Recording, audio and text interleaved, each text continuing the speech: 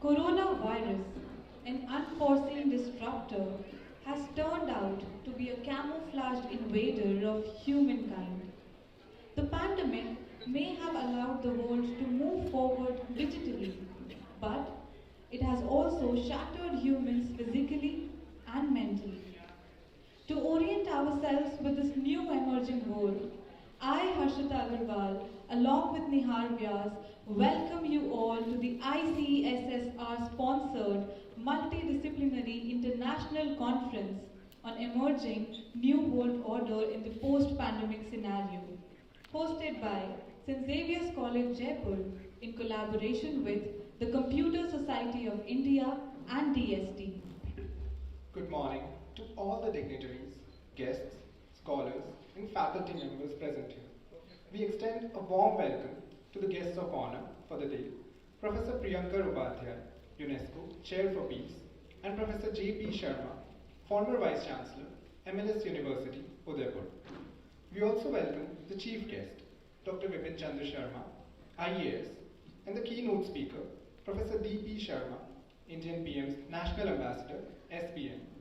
We would also like to welcome Professor Rashmi Jain, Director, International Cooperation Cell, University of Rajasthan, Jaipur, Dr. Rakesh Kumar Sharma, Professor, University of Maryland, Eastern Shore, USA, and Dr. Navneet Sharma, Secretary, Computer Society of India, Jaipur Chapter. We are graced by the benign presence of Reverend Father Dr. Arokya Swami, SJ, Rector and Manager, Reverend Father Dr. Aylex, SJ, Principal, and Reverend Father Dr. Raymond Kerubin, SJ, Vice Principal and Administrator, St. Xavier's College, Jaipur. We would also like to welcome all the faculty members and scholars. Ever since its establishment, St. Xavier's College, Jaipur has aimed to promote, both among the students and the faculty, research and new thought in virtually all fields of knowledge. This aim has seen fruition in the form of many dynamic national and international events. Carrying forward the beacon of intellectual insights, this multidisciplinary international conference has explored multifaceted themes. The college, therefore, has generated an academic legacy of its own, prolific and diverse, both culturally and academically. Thus, we commence this intellectual initiative, and what better way to start such a program than by seeking the blessings by God. I request all the dignitaries to please come forward to light the lamp.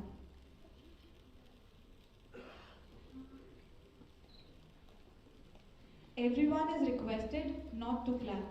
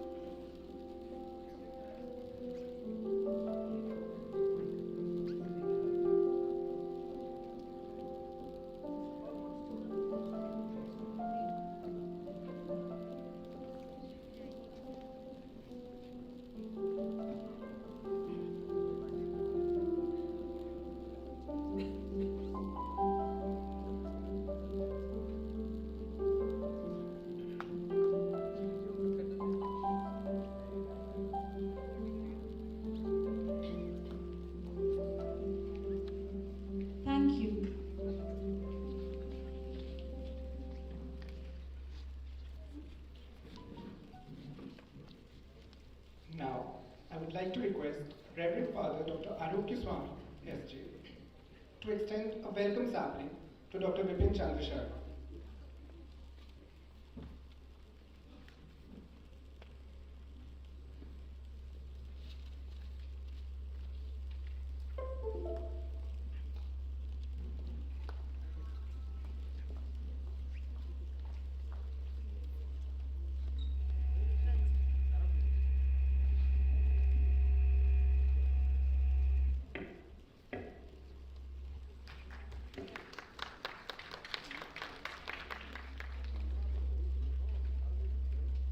We extend a warm welcome to Professor Priyanka Upadhyay, who has joined us virtually. I request Reverend Father Dr. Aylex, SJ, to please present a sapling to Professor D.P. Sharma.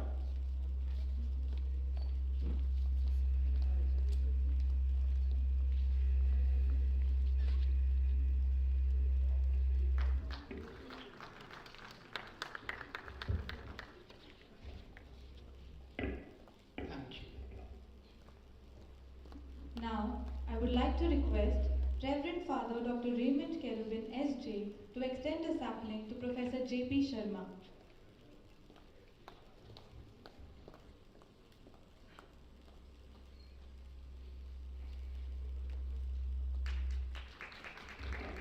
Thank you, Father. Thank you, sir. I would now request Dr. Ankita Rathore, co-convener, to please present a sapling to Professor Rashmi Jain.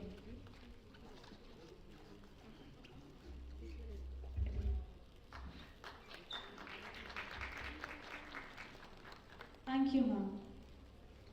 I would now request Dr. Dharamveer Yadav, convener, to please present a sapling to Dr. Navneet Sharma.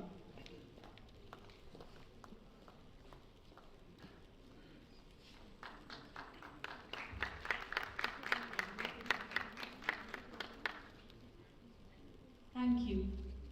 We extend a hearty welcome to Dr. Rakesh Kumar Sharma, who has joined us here virtually despite the drastic time difference. Carrying forward the intellectual legacy of Xavier's, the International Conference has always stood for new insights and societal changes for the better, exploring themes ranging from environmental conservation and sustainability to dimensions of the ongoing pandemic and the metamorphoses brought thereof. The conference has established itself as a positive initiative. This enriching journey has been special to witness and be a part of. So, here we present a short video sharing those memories with you.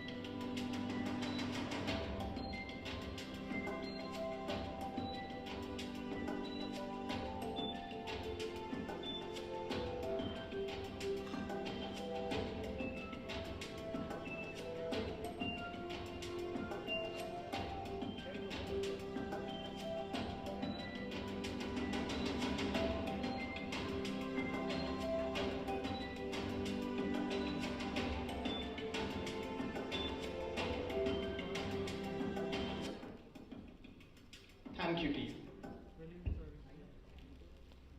I would now like to request our chief guest, Dr. Vipin Chandra Sharma, the keynote speaker, Professor D.P. Sharma, the guest of honor, Professor J.P. Sharma, Reverend Fathers, convener, Dr. Dharamveer Yadav, and co-convener, Dr. Ankita Rathore, to please grace the stage with their presence.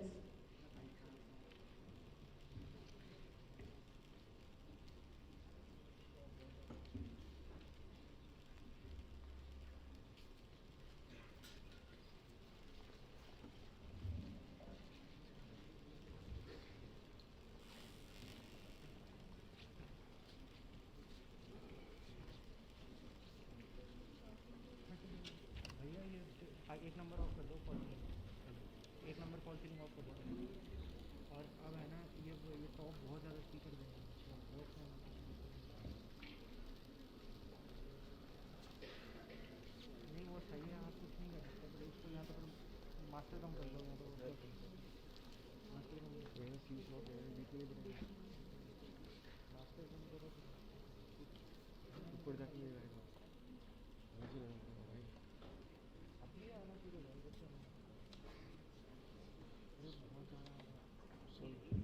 Thank you.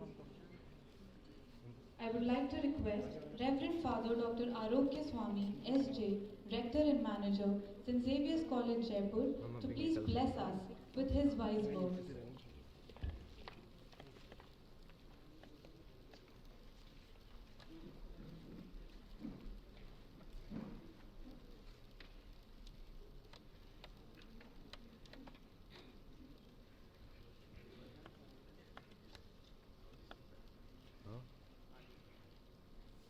A very good morning to everyone present here and online. Respected fathers, Dr. X Angelo, our principal, Dr. Raymond Kerubin, our vice principal and administrator, and all the respected fathers. Honorable chief guest for the day, Dr. Vipin Chandra Sharma, IAS, Dr. Professor D.P. Sharma, Keynote, who will be giving us Keynote Address. Guest of honor, Professor Priyanka Upadhyay. And in the plenary session, we have Professor J.P. Sharma, Professor Rashmi Jain, Dr. Rakesh Kumar Sharma, Dr. Navneet Sharma.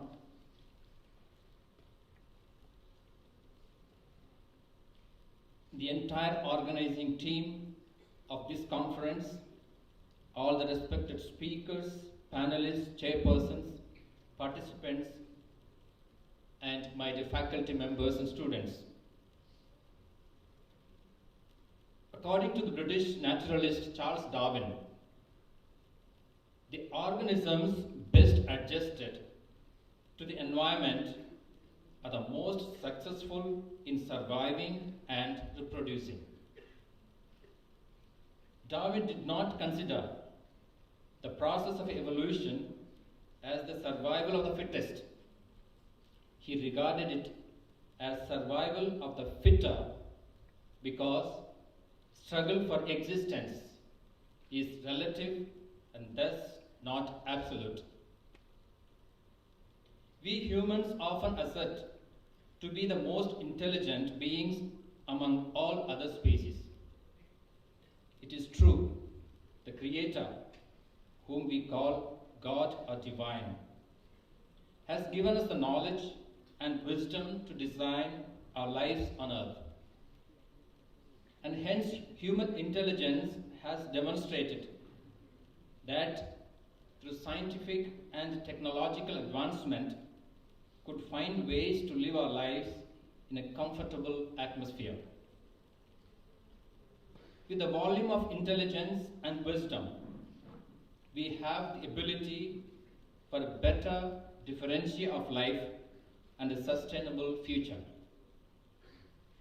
The changes should be always for a better differentiate. We will be called fitter if only we have in a way that does not destroy natural and social harmony. However, if the change itself is towards self-destruction, then something is fundamentally wrong with our innate intelligence. When we are faced with challenges like the present pandemic, we do apply all our knowledge and wisdom to overcome the challenges, or are we further creating more catastrophes for our future and the generation to come? We need to ask ourselves whether we are becoming the fittest or the fitter species, with responsibility for all other species and the entire ecosystem. One of my favorite sociologists is a French known as Pierre Bourdieu. In his best known work, The Distinction, he propagates a theory known as habitus. Habitus is socially ingrained habits, skills, and dispositions. It is the way individuals perceive the social world around them and react to it. Bourdieu argues that the reproduction of the social structure results from the habits of individuals. Often it may look that the structured habitus cannot be changed or transformed. But I believe, as Bourdieu himself would agree, that when a social being invests the available capital in a given social field, creatively and constructively, the habitus itself gradually undergoes a transformation. In other words, human beings are the social players, have the capitals to invest in any given social field in such a way to make life more productive and sustainable. Since the beginning of the pandemic, lots of changes are happening around.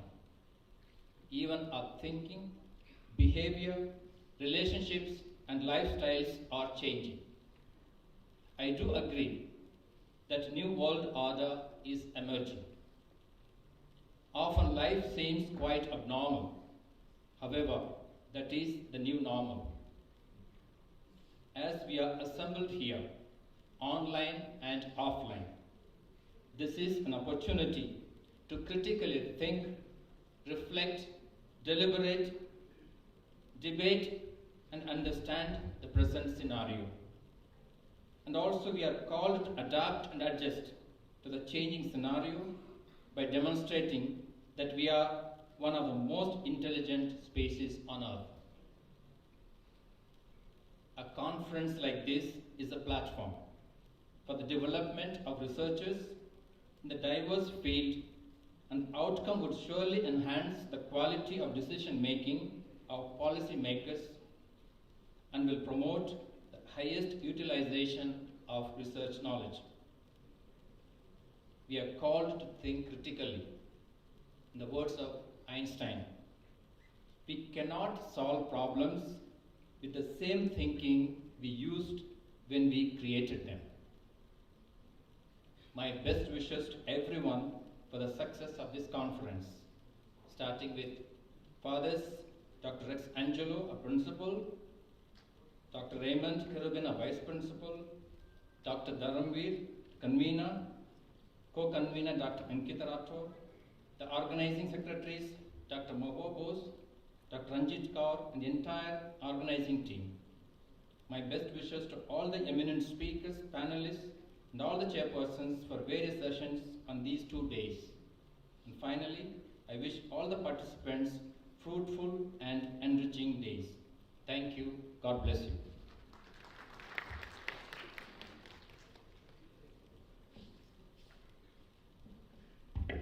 Thank you, Father, for your enlightening and motivating words.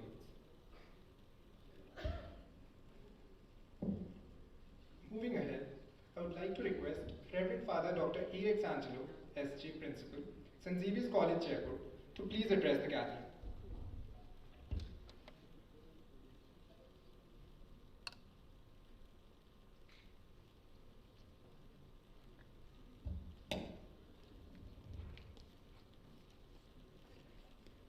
Good morning to all of you. Reverend Father Rector, Father Aurelio Swami, Reverend Father Raymond Cherubin, the Vice Principal and Administrator, Reverend Father Peria, our eminent guests of the campus, Chief Guest Dr. Vipin Chandra Sharma, IAS, the keynote speaker, Professor D.P. Sharma, the guest of honor, Professor Priyanka Upadhyaya from UNESCO Chair for Peace and Intercultural Understanding. The plenary session speakers, Professor J.P. Sharma, former Vice Chancellor, MLS University, Udaipur, Dr. Rashmi Jain, Head and Professor of Department of Sociology, University of Rajasthan, and our esteemed member of the governing body of the college, Dr. B.L. Saini, Director, Rajasthan Hindi Granth Academy, Government of Rajasthan. Dr. Rakesh Kumar Sharma, Professor, University of Maryland, Eastern Shore, USA. Dr. Navneet Sharma, Secretary, Computer Science, Society of India, Jaipur Chapter. The eminent organizers, Dr. Dharamveer Singh, Dharamveer Yadav, the convener, Dr. Ankita Rathod, the co-convener, Dr. Ranjit Kaur and Dr. Bhagwa Bose, the organizing secretaries, Dr. Meeta Sharma, Dr. Neelu Sharma, Dr. Mrinalini Faujidar, Dr. Sunita Chowdhury, and the beloved students who are part of the organizing committee. It's my duty and privilege to extend a warm welcome to this multidisciplinary international conference on emerging new world order in the post-pandemic scenario. It was Marshall McLuhan, a famous media expert, who talked in terms of the global village in the context of a global coexistence of digital natives like us. He evolved a concept of global village. Based on this thought, Douglas Loomis gave a wing to his imagination and came out with this startling revelation. If the world were a village of just 100 people, today there are 6 billion and 300 million people are there. If this world is shrunk into a village, what would it look like? If 100 people lived in this village, 52 would be women and 48 would be men. 30 would be children and 70 would be adults. Among them, 7 would be aged. 70 would be non-white, 30 would be white. We have white, brown, black and yellow. 61 would be Asian, 13 African, again 13 from North and South America, 12 Europeans, and the remaining one from the South Pacific. Among them, 33 would be Christians, 19 believers in Islam, 13 would be Hindus, and 6 would follow Buddhist teachings. 5 would believe that there are spirits in the trees and rocks under the nature worshippers, and 24 would believe in other religions or perhaps no religion. Among these 100, 17 would speak Chinese, 9 English, 8 Hindi and Urdu, 6 Spanish, 6 Russian, and 4 would speak Arabic. That would amount for half of the village. The other half would speak Bengali, Portuguese, Indonesian, Japanese, German, French, Italian, Tamil, Telugu, Kannada, Rajasthani, or similar languages. In such a village with so many varieties of peoples, it would be very important to learn to understand people different from yourself and to accept others as they are.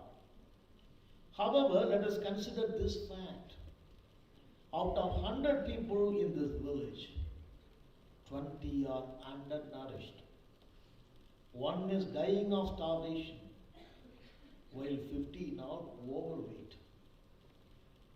Of the wealth in this village, 6 people own 59%, all of them are from the US.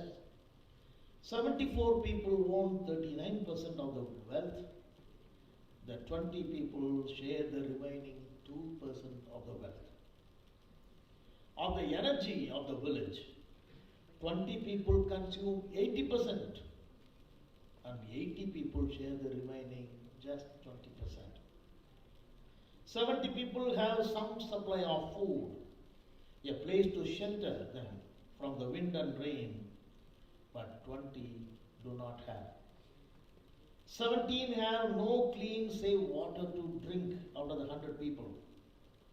If you have money in the bank or in the shelf, in the wallet, spare some change somewhere in the house, then you are among the richest top 8%.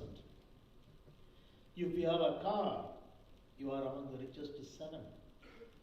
Among the villagers, only 1 receives college education. 2 have computers. If you have laptop, computer, iPhone, you are lucky. Unfortunately, 14 cannot read and write. If you can speak and act according to your faith and your conscience without harassment, imprisonment, torture, or death, then you are more fortunate than 48 people who cannot. If you do not live in fear of death by bombardment, armed attack, landmines, or of rape or kidnapping by armed groups, then you are more fortunate than 20 people who live in the same village. In 1 year, 1 person in a village will die, but in the same year 2 babies will be born, so that at the end of the year, the number of the village will be 100 plus 1. Very inspiring, at the same time very telling facts. The message in between the 2 lines is this: love the fact that you and others live here in this village first. They are fortunate enough to live in this village. Perhaps if enough of us learn to love our village, it may not be possible to save it from being torn apart. As Father Arok in his welcome speech beautifully said, that we are in a critical time of the world. On one hand, economic collapse of our system. On the other hand, pandemic. And we are also divided by sectarian forces. The commonality of our being Indian is challenged.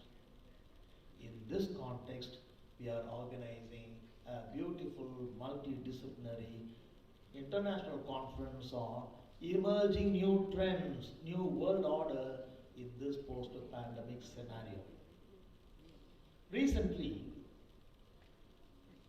Oxford came out with the startling facts. Wealth of Indian billionaires shot up by 39% during this COVID era. We have 142 billionaires, and millions of our population of people have been pushed into poverty and penury, destitution, hunger. It's a fact. It's a naked truth. The wealth of the top 10 richest is enough to fund school and college education of Indian children for the next 25 years. They collectively own 53 lakhs crores. The top richest 98 have the same wealth as the poorest 55.5 crore of the bottom 40% of the people. If 1% of wealth tax is added, we will have free education, school and college, free health scheme for next 7 years.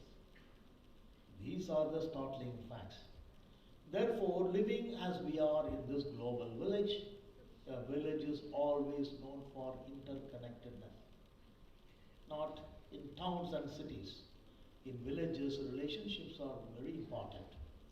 Unless and until we develop this relationship with one another, with our own inner self, and with the relationship with the God, there is no scope for India.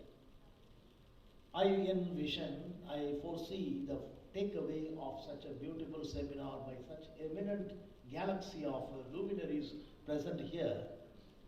The takeaway should be an enlightened, free, liberated mind, beyond all prejudice, but a big openness to take this country to the next level. I am also looking forward to India 2.0 because of such humble efforts. People who sleep like Ridwan Winkle can never achieve anything in their lives. On the other hand, enlightened citizens with the true values which are enshrined in our Constitution and in the preamble, only can usher in a changed world where all can live in harmony and peace. I wish you all the best. Have a wonderful 2 days of this multi-dimensional international seminar. Thank you. God bless you.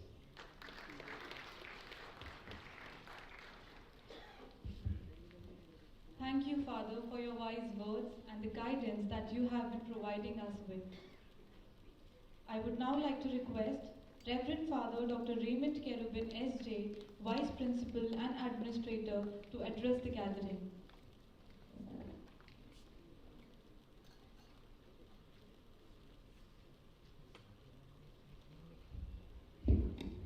Father x बोल रहे हैं हिंदी में बोलने के लिए, मैं हिंदी में ही बोलूँगा। Reverend Father Arukya Swami, our manager, Father Rex Angelo, our principal, the chief guest of today, our guest of honor, and other dignitaries on the dais, respected Dharmir sir, the convener of this conference, all other committee members, the faculty members, and our dear students. It is our privilege, in fact, to witness this historical event which is taking place today. International conference. और किसी भी higher educational institution की अगर बात करते हैं तो हम यह देखना चाहते हैं कि उस इंस्टीट्यूशन के द्वारा कितने प्रकार के कॉन्फ्रेंस और इंटरनेशनल कॉन्फ्रेंस सेमिनार्स किए गए हैं, या कितने रिसर्च पेपर प्रस्तुत किए गए हैं, कितने पब्लिशिंग किए गए हैं, ये सारे हम लोग देखते हैं और ये सारे इंटेलिजेंसिया की एक पहचान होती है। और आज हम लोग देख रहे हैं यहाँ पर एक महाकुंभ होने वाला है, महाकुंभ इंटेलिजेंट रिसर्च पेपर्स हम लोग यहाँ पर देखने जाएंगे, चाहे वो कीनोट एड्रेस हो, चाहे टेक्निकल सेशंस हो, हम लोग कुछ का अनुभव जरूर करेंगे। मुझे बहुत गर्व है आज विटनेस करने का कि इस हिस्टोरिकल इवेंट का मैं भी एक भाग हूं। आप सभी मुझसे सहमत होंगे, सहमत हैं? एक बार ताली बजाओ। Thank you very much. Agyeya की एक छोटी सी कविता है। अज्ञेय बहुत ही नामी कवि हुए हैं हिंदी साहित्य के, नदी का द्वीप। कविता का पाठ मैं नहीं करूंगा, लेकिन उसका सारांश मैं बताना चाहता हूं, विशेष क्योंकि हमारा जो विषय है उससे वो जुड़ा हुआ है, संबंधित है। नदी का द्वीप। नदी बह रही है, कभी उसमें अधिक पानी है, कभी कम पानी है, लेकिन उसके बीच में एक छोटा सा द्वीप है और नदी का पानी कभी उससे टकराता है, उसके किनारों को काटता है और वो द्वीप उससे कह रहा है कि मेरा भी अपना व्यक्तित्व है, मैं अपनी अहमियत को बनाए रखना चाहता हूं।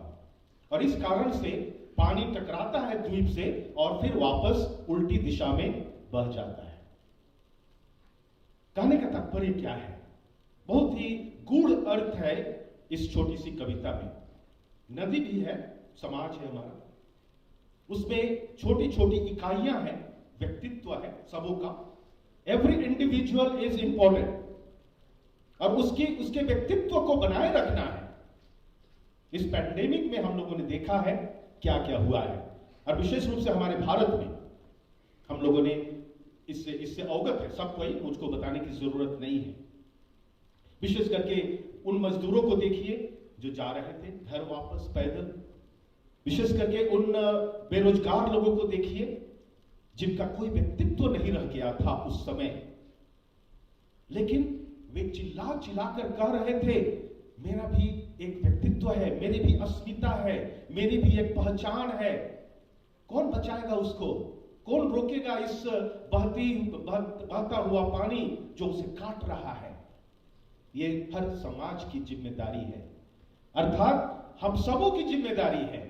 समाज में जितने लोग हैं हर एक की जिम्मेदारी है कि उसके व्यक्तित्व को हम बचाएं, उसके अस्तित्व को हम बनाए रखें, उसकी जो पहचान है उसे हम बनाए रखें। और कोरोना के बाद जो सिनारियो है उस पर बहुत सारे पेपर्स प्रेजेंट किए जाएंगे। मुझे उम्मीद है, आशा है और विश्वास है कि हम सब इन सारी जो बातें हैं उन पर भी जिक्र करेंगे, उन पर भी चर्चा करेंगे जो हमारा सिनारियो है अभी, क्योंकि हमारे लिए हर एक व्यक्ति महत्वपूर्ण है. Every individual is important in the eyes of God and in the eyes of each one of us. That we have to keep in mind. इसलिए मैं सबको, हमारे जो ऑर्गेनाइजिंग कमिटी है, सबको ऑल द बेस्ट करता हूं कि हमारा जो ये कॉन्फ्रेंस होने वाला है, इंटरनेशनल कॉन्फ्रेंस, वो सक्सेसफुल हो, बहुत ही सफल हो. धन्यवाद.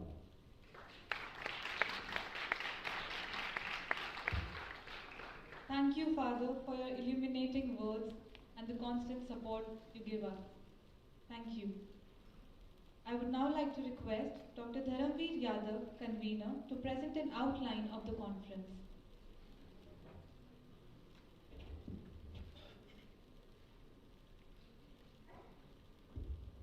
The world is round, and the place which may seem like the end may be just the beginning.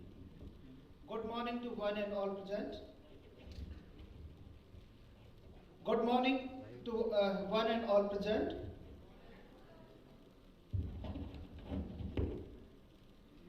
With my opening quote, I deliver my address on a very optimistic connotation by stating that anything that is well begun is half done.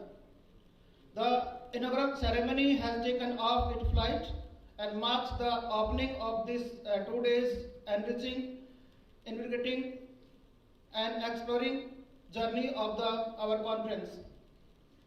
It is my honor and privilege to extend my address as the conference convener for the 2 days multi-disciplinary international conference on emerging new world order in post-pandemic scenario, organized by St. James College, Jaipur, and sponsored by ICSR in collaboration with CSI, Computer Society of India, and DST, Department of Science and Technology, Government of Rajasthan, scheduled on 18-19 February 2022, has conceived to explore different views, insights, discoveries, innovations from the scholars, researchers, academicians, educationists, and professionals. This conference has been conceptualized to create an inclusive platform with corporate, veterans, academicians, entrepreneurs, and students who will deliberate and provide the research-oriented findings in terms of the role of integrated management system for business sustainability in the post-COVID-19 world. This event will serve as a invaluable platforms to raise the awareness about upcoming innovation in multidisciplinary approaches to learn in various aspects. Our 2 days international conference orient itself to the post-pandemic scenario and its understanding of the emerging new world. To see the right aptitude and attitude for the academician in the world of research is what we intend to achieve by organizing it. The conference with its different technical sessions related to the post-pandemic reflection with hopeful touch to write, code, and create a learning platform for existing and upcoming researchers in the academia. This research roundtable will be focused, bringing together national and international speakers, deliberators, scholars, and they will discuss on different sub-themes and deliver their notes. It's time for researchers to read and change towards the sustainable alternative and to identify some of the trends that will be shared that will be shape the next new norm, new normal para. The focus will be on how to will affect the global economy with the flexibility, how to international business will be readjust itself to brave the new world, and how human society will be transformed due to COVID-19 crisis. The journey had begun very challenging and tiring, but we see the fruits today of the laborious efforts extended by my team. A sigh of relief and contentment is left deep inside my heart. We received more than 275 registrations and abstracts from the faculties, researchers, scholars, students across the globe. Many eminent institutes across the nation have shown their interest for this conference by participating for the same. The conference is meticulously planned, and there stands near about almost 8 technical sessions with the sub-themes under the umbrella of the theme of the conference. Session 1, Religions and Transformation of Business in the Post-Pandemic Era. Session 2, Computing Technology Paradigm Shift and Emerging Global Responsibility. Technical Session 3, Navigating the New Normal in Finance Sector through the Paradigm Shifts. Session 4, Emerging Socio-Political Dimension and Dynamics. Session 5, Post-Pandemic World Emerging Discourse in Language and Literature. Session 6, Economics, Emergence, the Post-Pandemic Era. Session 8, New Trends in Science and Technology and Innovation, Expanding in the Post-Pandemic Scenario. Session 8, Emanation of Psychological Research in a Post-Pandemic Era, COVID-19. So we have received more than 275 abstracts for the conference, and best paper presentation for each technical session would be awarded in the valedictory.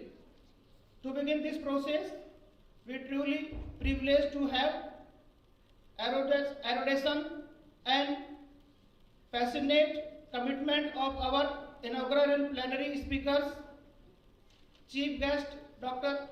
Vipin Chandra Sharma, Keynote Speaker Professor D.P. Sharma, Guest of Honor Professor Priyankar Upadhyay, Professor J.P. Sharma, Professor Rashmi Jain, Dr. B.L. Saini, Professor Namni Sharma, and Professor Rakesh Sharma.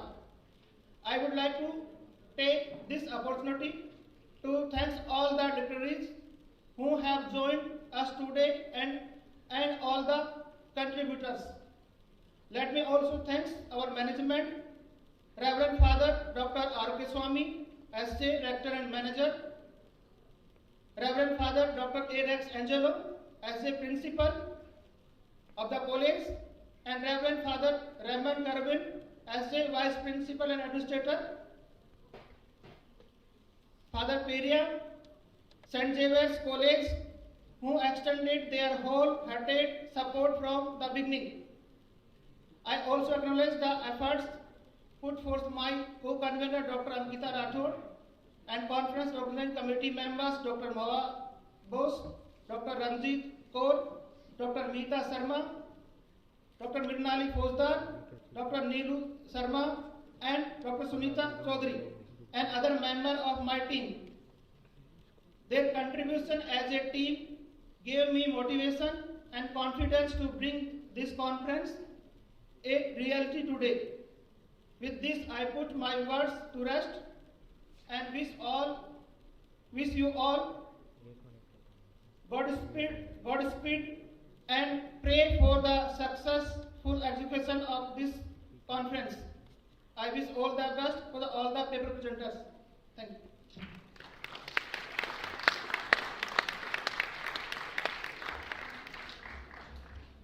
Thank you, sir. It is time that we know and listen to a dynamic personality who is our honorable chief guest for the inaugural, Dr. Vipin Chandra Sharma. Before I invite sir to address the gathering, I take this opportunity to introduce him. An expert in education, skill development, and strategic management, Dr. Vipin Chandra Sharma served mostly in commercial taxes, finance, and other taxation departments as Deputy Commissioner before his promotion to IAS in 1980. Additionally, sir was Principal Secretary in the Technical Education Department when IIT Jodhpur and IIM Udaipur were set up in 2009 and 2011.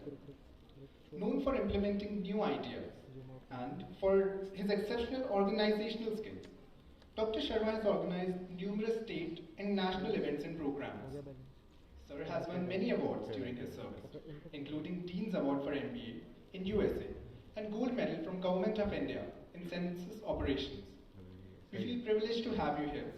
I would request Dr. Vipin Chandra Sharma to please address the gathering.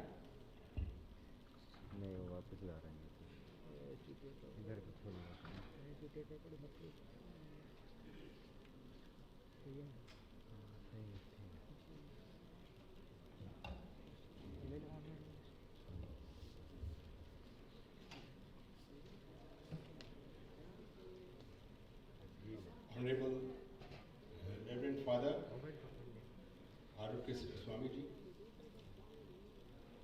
Honorable Father Reverend Angeloji, Principal of the school, Honorable Keynote Speaker Dr. D.P. Sharma Sahab, Honorable Father Raymond Ji, Professor J.P. Sharma Sahab, Professor Rashmi Jain Ji, Dr. Yadav, and other honorable panelists on the dais. I was delighted to see such a magnificent campus here. I was an IAS officer in Rajasthan. You know, I topped the joint entrance examination of IITs in 1975, and then I joined IIM Ahmedabad, and later on I did MBA from the American University in Washington DC, and later on PhD also. So when I used to walk in the secretariat, everyone was wishing me good morning, sir. And after retirement, nobody wishes the retired officer. So I was walking in Central Park, and everybody was wishing me. And then my wife said, because of your head, everybody is thinking you are some big shot. So this hat, my son, we went to Texas, and we were seeing this John F. Kennedy Memorial. And he was such a great friend of India, he helped us in '62 war. So now, this is such a relevant topic, after 100 years, after every 100 years, we are facing a pandemic.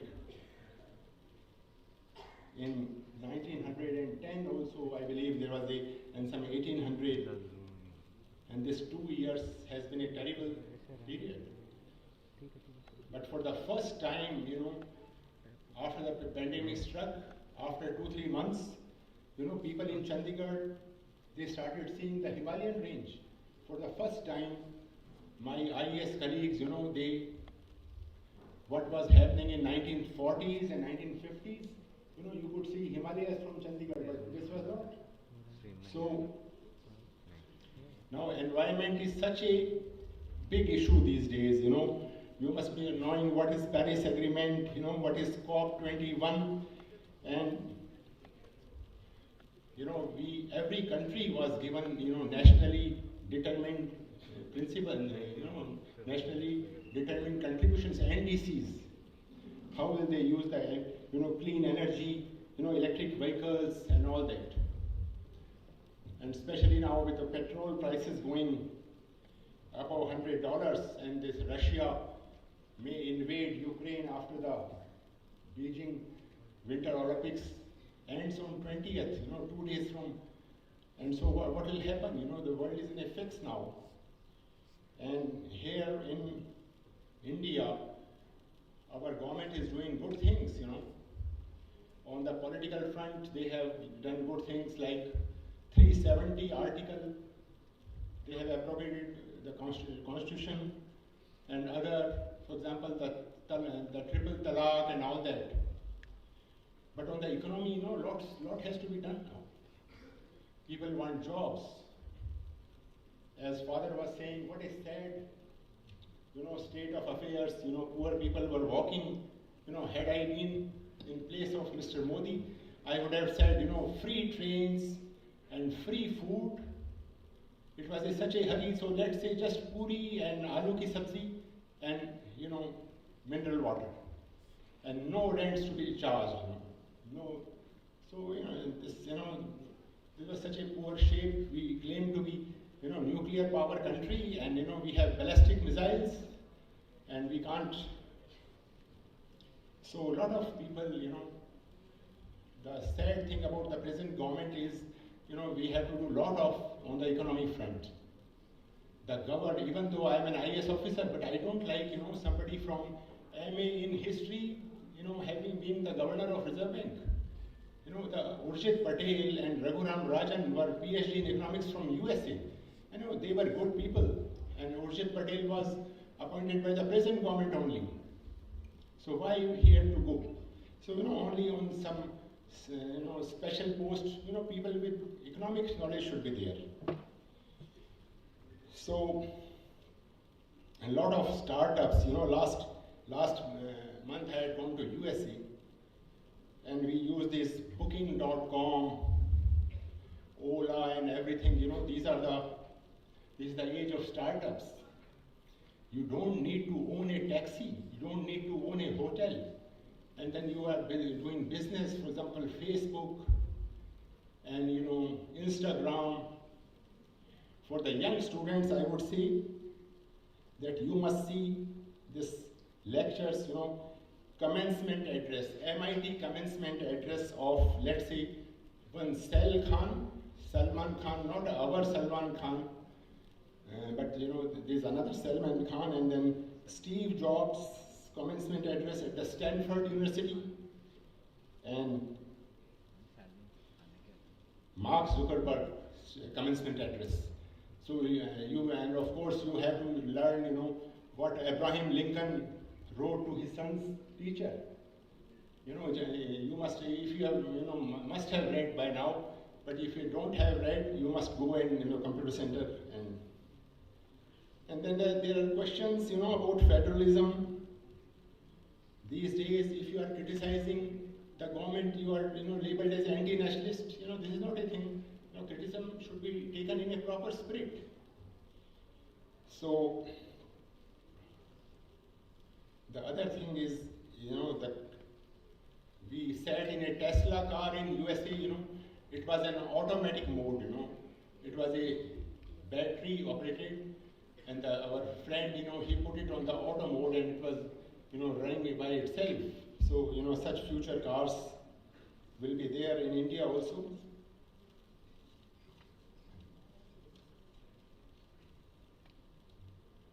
After retirement, government has appointed me the chairman of this homeless people program, Deen Dayal Upadhyaya, national mission.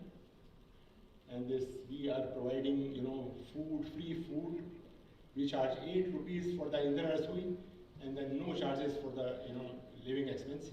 We provide free rooms and all that. And I also, started an IAS academy, IAS coaching institute, but then due to Corona it was closed. And within 2 years, 20 years back, Nokia was the, main mobile company, and now Nokia nobody sees. And in 2 years, what has happened? That big players have come in, all online. They give teachers 5 lakhs salary, Unacademy and Byju's and all that, and all small players have died. So, you have to change your times.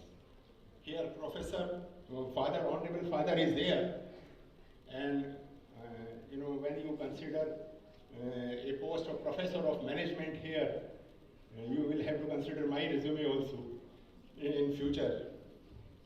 Although we are, all our kids have gone to USA, so we were thinking, now who cares for the retired people? Let's, sell the house and settle in US only.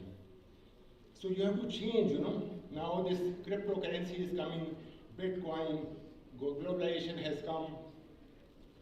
We are banning Chinese apps, because they may steal our, secret information about our population. And skilling is very important. I would request Honorable Father, let's say if we have a skilling institute here, for example, just giving skills of, let's say, drivers and all that. Drivers are so much in demand. Or just cooks also. Some basic. So, that can be a lot of, they can be held for the, local employment, so skill development. And now, India is having so much problems on our borders. Russia may invade Ukraine, and then we are having tiff with China, and we have this Indo-Pacific region. China is acting a bully, and so we have this, Quad, USA, Australia, Japan, and we have opened a, Australia, Japan, this Quad. We are trying to, stop bully China. So much is happening, and cyber crimes are happening so much. People are unemployed in Jharkhand and Bihar, and they are, they don't do anything in the morning, even if in 1 or 2 months you fleece somebody of 2-3 lakhs, you are a permanent employee there.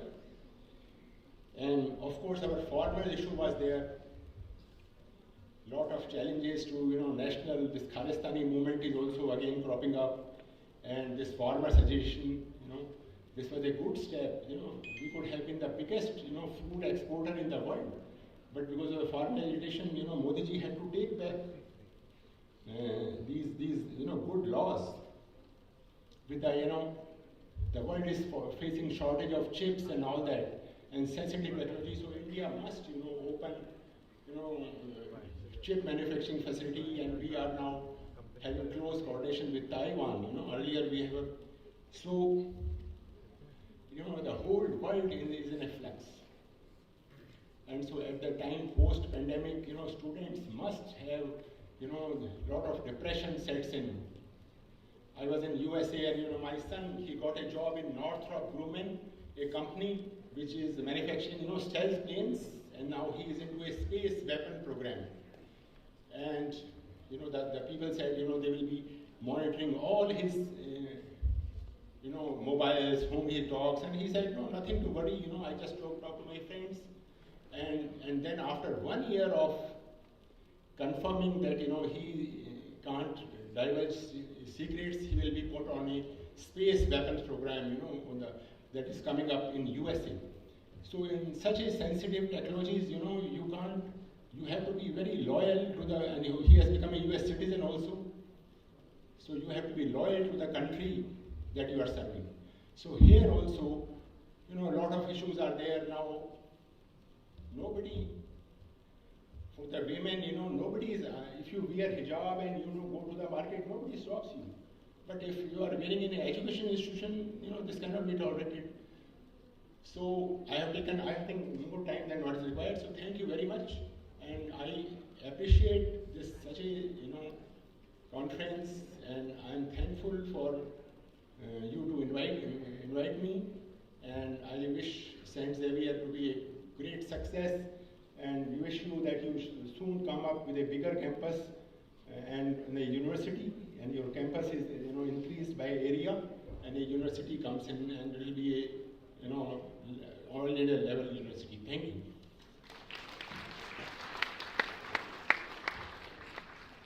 Thank you, sir. We are fortunate to have this opportunity to listen to you.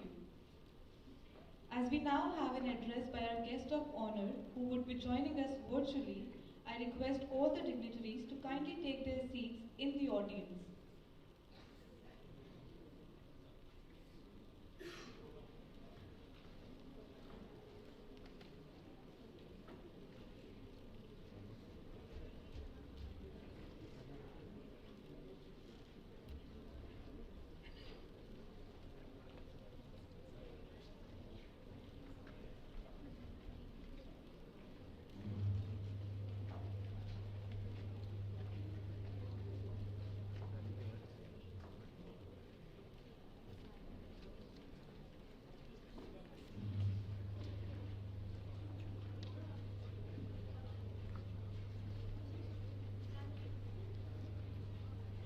Thank you, everyone. I take this opportunity to introduce our guest of honor, Professor Priyanka Upadhyay. Professor Upadhyay has served Banaras Hindu University for over 4 decades in different teaching and research positions. Most remarkable has been his foundational contribution to envision and nurture the Malviya Center for Peace Research at BHU. Sir currently holds the UNESCO Chair for Peace and Intercultural Understanding and serves on the UNESCO Unit 1 Executive Committee of Interreligious Dialogue and Intercultural Understanding. Professor Upadhyay is on the governing board of Center of Studies in Social Sciences, Institute of Asian Studies, and Presidency University in Kolkata, and also holds the prestigious Global Fellowship of the Peace Research Institute, Oslo. Sir has been published in journals and books from various reputed publishers. Volumes by him such as Peace and Conflict, South Asian Experience, and Long Walk of Peace Towards a Culture of Prevention have received international acclaim. Professor Upadhyay also serves on the editorial board of the Aylex Journal of International Affairs and Journal of Peace and Conflict. Our gratitude knows no bounds to have you with us today. I request Professor Upadhyay to please address the gathering.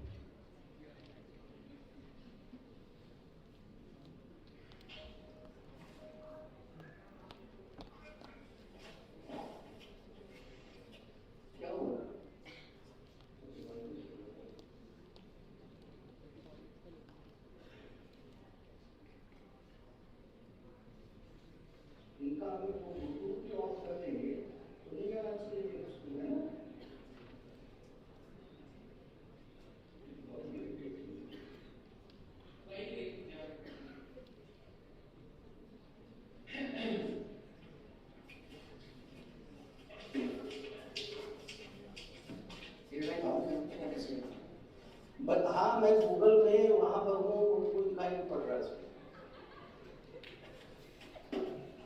Mute करें कि unmute करें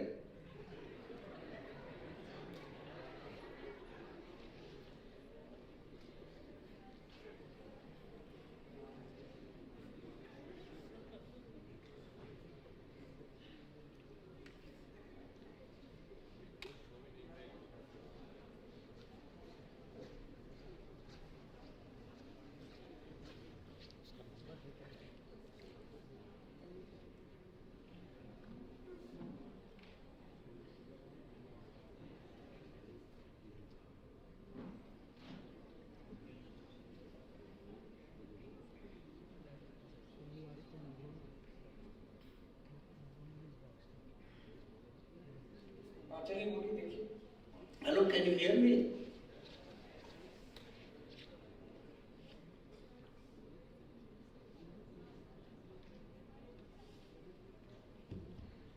Yes, sir, we can hear you clearly. No, there is no response here.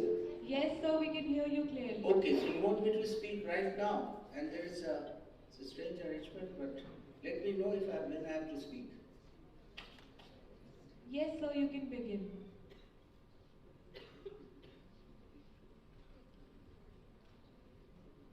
Hello? Yes, sir, you can begin now.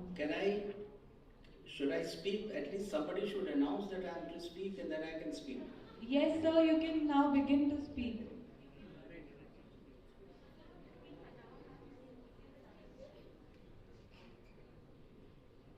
I request Professor Upadhyay to please address the gathering.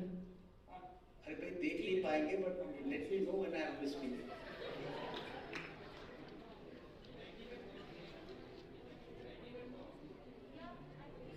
I request the audience to please remain silent.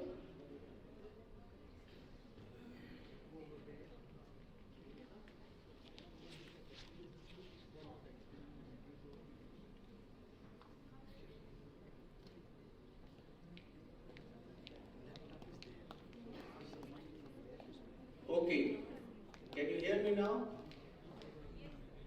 Yes, sir, we can hear you clearly. There is no response from you.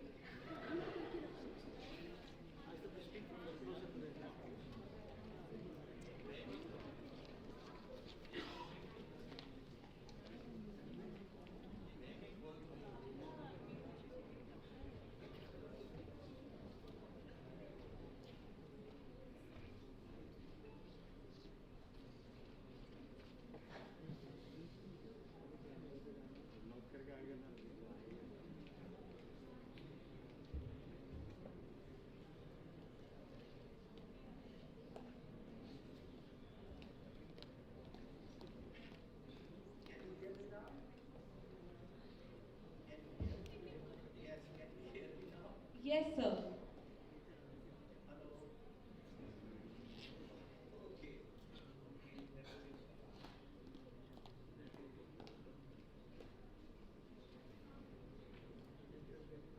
So,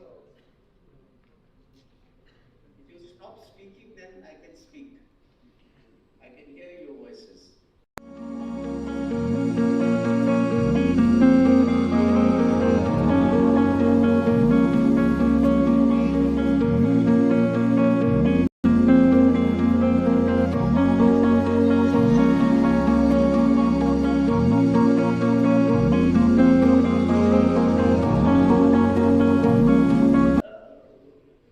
Addition to the existing knowledge about the global system, and this is an interesting initiative, and I first of all compliment the organizers for having such a comprehensive detailing about the international order, the world order, and especially the post-pandemic period.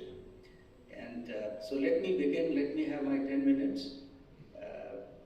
There were technical glitches, and I think they were all in the sweet, unintentional mode of technology. Sometimes the technologies are not compatible, and humans are also not.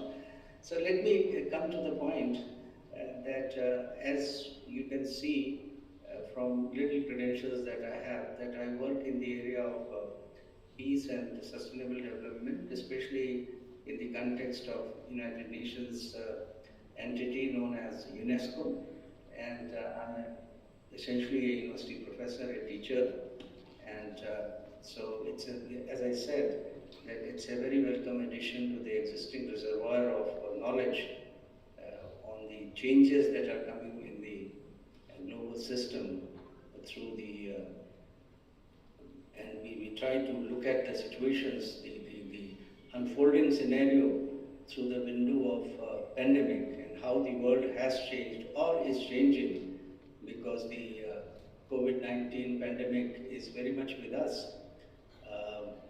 So I would just present two aspects of the twin aspects of post-pandemic world order. One aspect is the sudden loss of confidence in global governance, in national governance, and the confidence that science has all the answers. And so this is one aspect. And the second aspect is, of course, equally important, that this particular crisis has impacted the international system in so many ways, and there are issues still unresolved. And I would just begin with a pessimistic tone, by arguing that this COVID-19 pandemic has once again highlighted the crisis that the humanity is undergoing. I mean, time and again, if you look at the statement of wiser statesmen, that's also quite a rarity nowadays, because most of these statesmen world over are divided across lines and across all issues that shouldn't be there. But if you look at the statements made at the United Nations or in the good moods of these statesmen, there is a general acknowledgement that the civilization has somehow edged towards an abyss. It's a kind of precipice that if we keep on moving in the wrong direction that we are moving, then perhaps the human civilization would see one of its worst calamities. In fact, I can argue, and I think most of us would agree, that as far as the international politics is concerned, international system is concerned, it has never been as threatened and as divided as it is today. I mean, today we don't talk about Cold War. Today we have stopped talking about the nuclear annihilation, the threat, etc. But look at the world around. I think it's really tragic that amidst the challenges of survival, which was so well posed by the COVID-19 pandemic, we have not learned our lessons properly. In fact, what pandemic has done, that it has supersized the glaring inequality amongst the people, amongst the nations, and amongst so many other things. And another related issue, which is I think equally threatening, and is the question of climate change. It is pummeling the planet. And a recent report of Intergovernmental Panel on Climate was marked a code red for humanity. So these are the challenges that are coming up, and still we remain kind of mired in our own national conflicts, in our own petty interests, and so on. So this is one lesson that this pandemic has left us, that despite humanity facing its worst challenges, I mean, not long ago, 18 months back, people were wondering if this is the death knell of humanity. But then the conflict and upheavals kept on happening, kept on rising, ranging from Afghanistan, Ethiopia, Yemen, and now Ukraine. So, what is the moral of the story? The moral of the story is that the COVID-19 pandemic should have united people, should have united religions, should have united cultures, should have allowed people to look beyond their security borders, but it has not happened. In fact, if one can say that the mistrust, the distrust has taken over the countries in a manner that is unprecedented. The minimal consensus between the so-called bloc, which is now, of course, we are not in Cold War era, but between superpower countries, superpowers, for example, Russia and United States, European countries and elsewhere. In Middle East, there is no consensus. And so this is very well it reflects in the current crisis of Ukraine, where the countries are not willing to trust each other. Even within inside, if you see the countries, there are streaks of selfishness and mistrust, which are becoming manifest, especially in the context of how to deal with the crisis of pandemic. I mean, one has to reckon with the fact that first of all, let me say that there were also positive aspects of the way humanity faced up with the challenge of pandemic. I mean, the vaccine of this kind was developed in record time, including in India. And it was a great celebration of science and human ingenuity. At the same time, if you look at the irony of the situation, we often see these visuals of vaccines in garbage. I mean, many countries are overproducing vaccines which are in garbage. And there are countries in Africa and also in many parts of Asia wherein the vaccine hasn't reached people. So surplus in some countries and empty shelves in others. This is how this post-pandemic international system comes to us. And I think this is a continuation of the divide, the divisions, the acrimony that we have. The nation states, the states, instead of getting their act together, instead of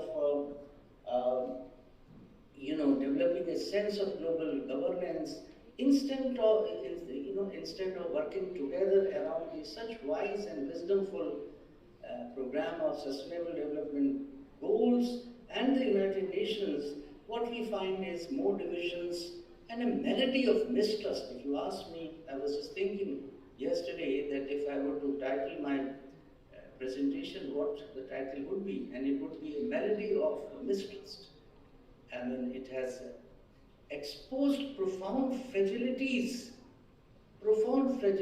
in societies and in planet. Whether we look at our own country, whether we look at the world around, we see that the consensus, the tolerance, the getting together of minds despite different ideologies has become a casualty. So it's a short presentation and we lost enough time in the technical glitches. I feel sorry for it. But at the same time, where is the way out? I think through my student life, I was very attached and fond of one statement that Antonio Gramsci often used to mention, and it is pessimism of will,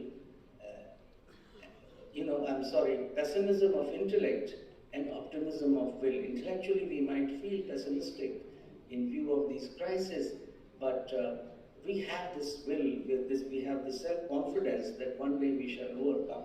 So this should be the spirit. After all, if you see that humanities has time and again shown that problems we have created are the problems that only we can solve.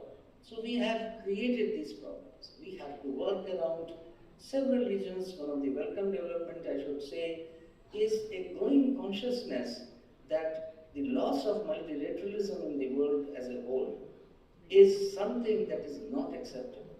And unfortunately, institutions like United Nations, etc., are lamenting this particular irony, that instead of working together, we are the countries and the people are more divided. At the same time, and this is the last piece, people have shown the way.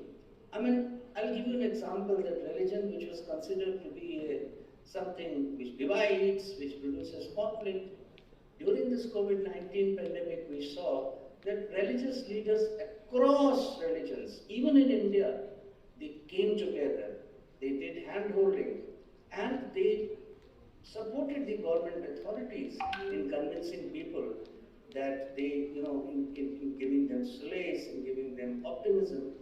Endless are these stories of people across religion helping each other, holding their hands, and I think that is what I meant by the optimism of will. So I wish you all very best for this seminar. It's a great college. I was reading the history of it, and I'm very proud to be invited here. And I hope that in future also we'll get more opportunities. I mean, one of the casualties of not being able to travel is that you become captive of these digital technologies, which sometimes work and sometimes they don't. But it's no fault of yours. It's my fault. So I apologize and say thank you very much for getting me here. Namaskar. Thank you, sir, for these insightful words. Thank you so much for joining us here. Now, I take this platform to introduce you to Dr. D.P. Sharma, an eminent computer scientist, academician, author, rehabilitation technologist, and Indian PM's National Ambassador SBM. Professor D.P. Sharma is a strategic innovator and international orator. Sir is the recipient of 52 national and international awards, including one of India's highest civilian awards, Sardar Ratna Lifetime Achievements International Award in 2015. Author of more than 20 books on computers and IT, and over 100 research papers and articles published in international journals such as Springer, Elsevier, IEEE, MDPI, and Web of Science, in several of which he is also a member of the editorial and reviewer board. Sir has been serving various international agencies like ILO, UNDP, and DSTGOI in both internal and external consultant and advisory capacities. Professor Sharma holds senior fellowships of several international scientific organizations. Sir has received IEEE International Award for Computational Linguistics, Red and White Bravery National Award in 2001, and Shanti Doot International Award for Peace Awareness Campaign in Cyberspace in 2018. We are greatly honored by your presence today, sir. I would like to request Dr. Sharma to please deliver the keynote address.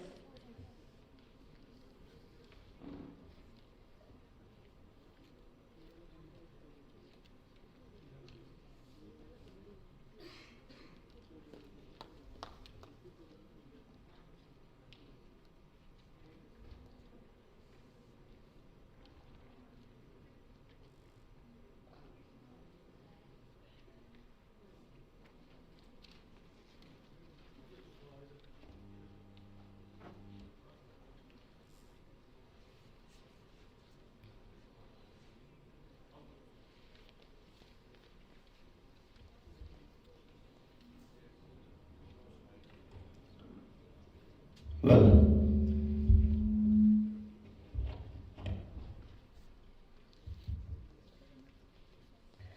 good morning. Am I audible?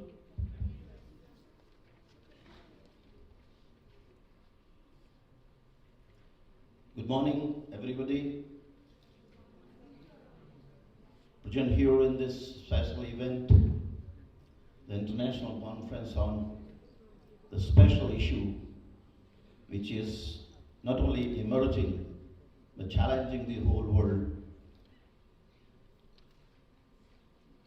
Honorable Chief Guest of the conference, Dr. Vipin Sharma Sahab, Honorable Father Dr. Arogya Swami S.J., Honorable Father Dr. Aylex Angelo, Honorable Father Dr. Raymond Cherubin, Honorable Professor J.P. Sharma Sir, the former Vice Chancellor of the M.L. Sukha University, Udaipur, distinguished guests, iconic personalities, convener of the conference, Dr. Dharamveer Yadav, plenary speaker, Dr. Navneet Sharma, eminent individuals, budding technocrats, managers, artisans, brothers and sisters.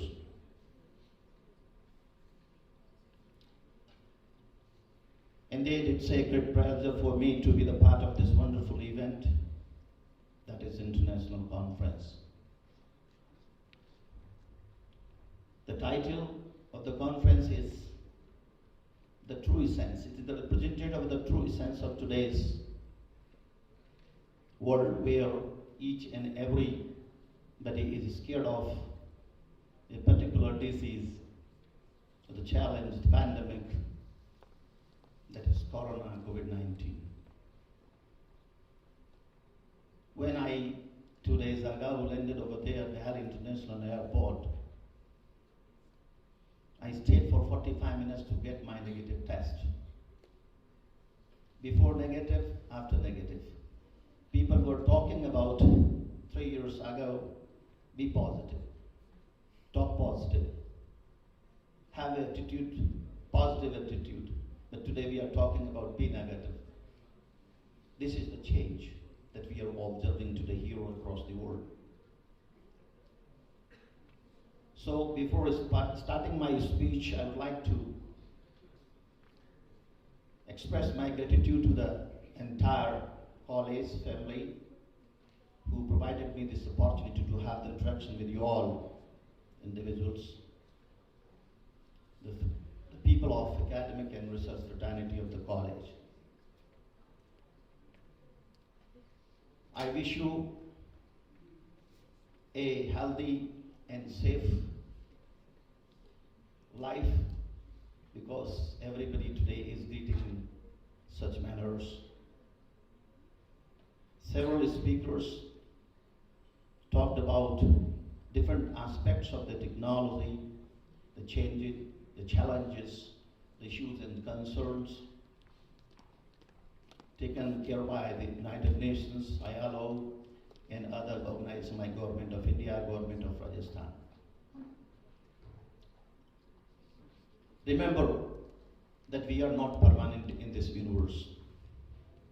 200 years ago, we were not here. On the same day, after 200 years, we will not be here, I'm sure. On an average, a person lives approximately 70 to 75 years of age. That is 25,550 days. And every day takes the breath approximately 23,080 times. And every breath is taking us towards the graveyard. It's not important that how well we are preparing our life, comfortable luxury life. It's important that how well we are experiencing our life. It's not important that how well we are preparing or designing our life.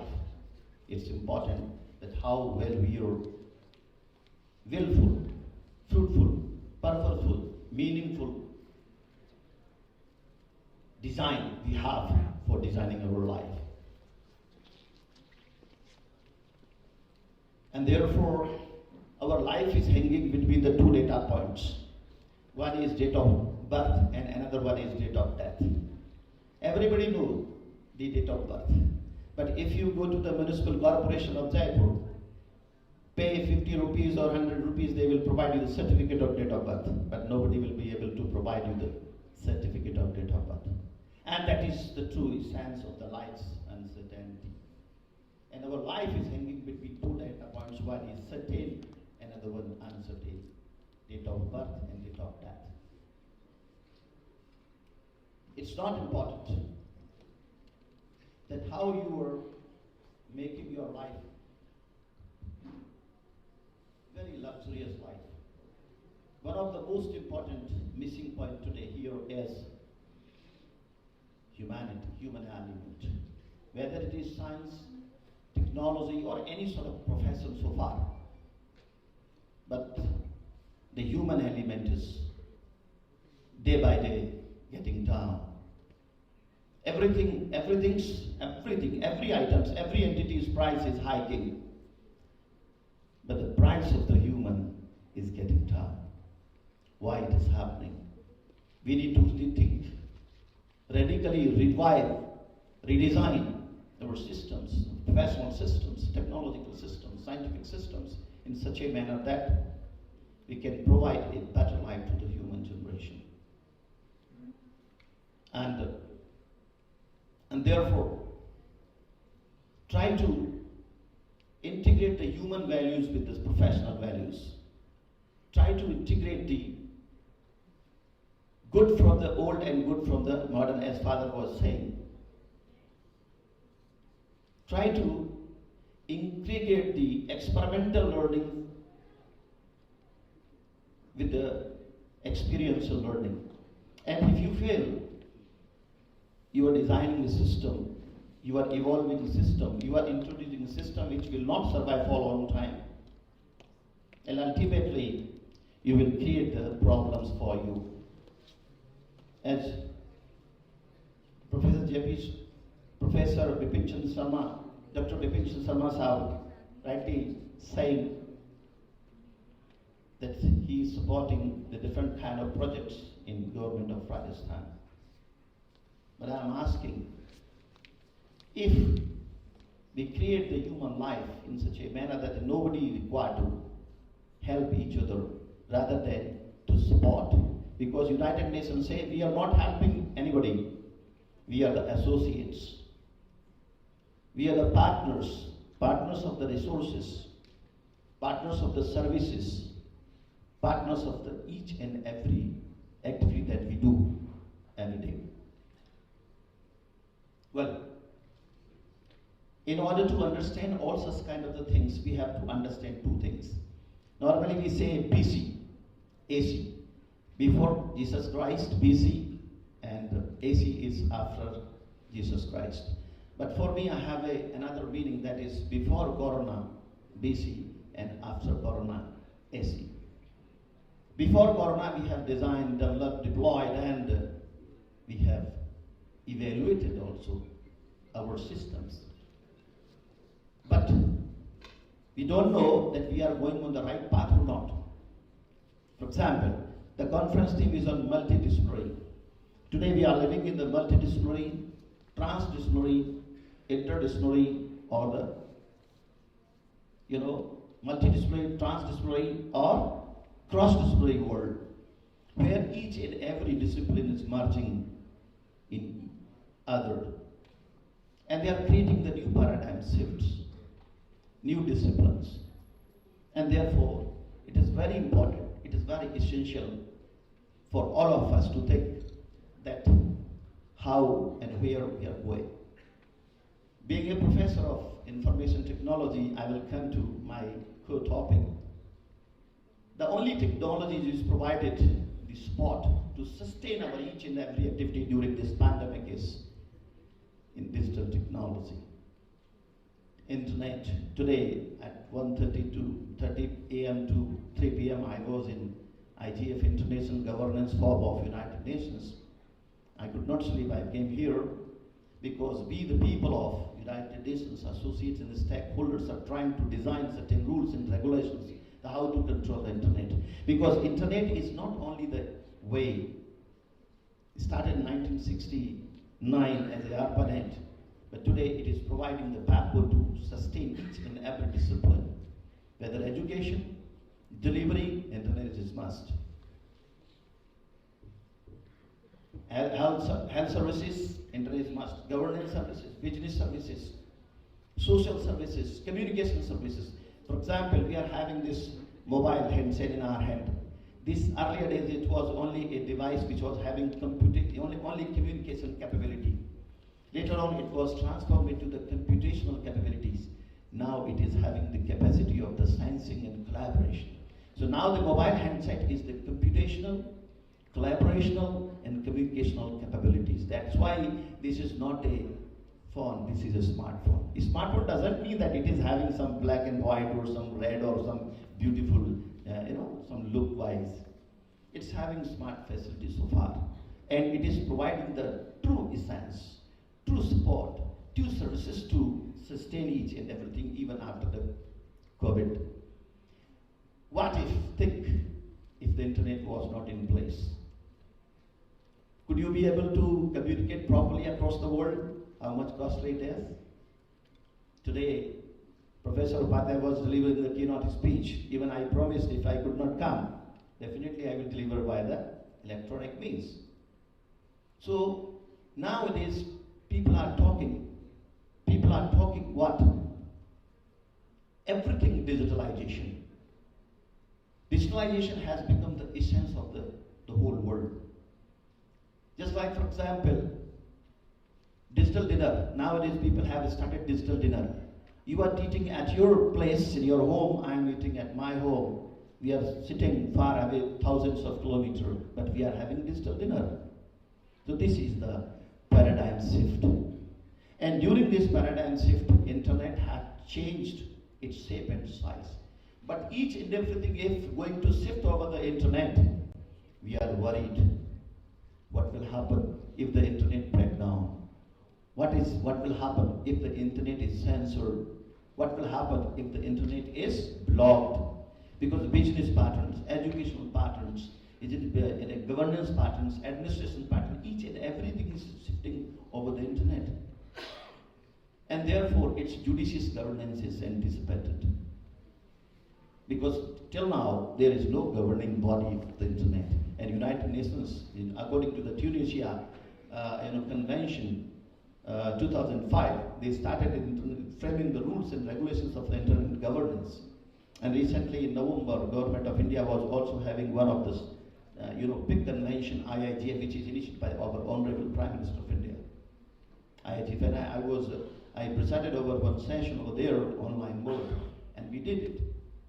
So therefore, we need to understand, and this college today is providing. I'm very happy to be the part of this wonderful event in which we are having 12 modes. One mode is just a conventional classical, and another one is father was saying in Hindi. I remember one thing when I was writing an article कि जिंदगी के सुहाने तिलिस्म और मौत के आईने में झांकती दुनिया, वो वक्त भी देखा, ये वक्त भी देखा है, वो कल वो वक्त भी देखेंगे. We do not know. We are living in an uncertain world. As Professor Upadhyay and Professor Dr. Vipin Sharma was saying, that science is challenged. Science was thinking, we are now in Mars. We went to the different kind of different planets, even moon. But we were dispersed. हमको बिखेर दिया छोटे से. That is not living entity even. A non-living entity has disturbed each and everything, and we were promising big systems so far. Being a scientist, please, if somebody is from media, do not quote my name. So let me give you some glimpses, some important aspects of this technology, how we are. For example, when the traffic will increase over the internet, definitely the carbon footprints will increase. So we are, according to the Glasgow, convention, according to the Rio de Janeiro convention, we are worried because equal to the civil aviation's carbon footprints, we are having billions of data centers across the world. They are also emitting the greenhouse gases, carbon dioxide. For example, if you look at an email, when you send an email, 4 gram carbon dioxide is emitted. When you send an email with attachment, 50 gram carbon dioxide is emitted. When you are getting a spam mail, 0.3 carbon dioxide is emitted. And approximately more than 70 to 72% email that we are getting every day, they are spam mails. So how much carbon footprints you are producing every day? And even when you fire a query over the Google, Harvard research clearly revealed that 7 gram carbon dioxide is emitted. So how many carbon dioxide, how many kilogram carbon dioxide each and individual person who is having the mobile devices, 1 or 2 or 3, they are, emitting. So definitely the world is challenged, but we cannot go back. We have to go forward. So we have to design the systems. We have to take certain precautionary measures.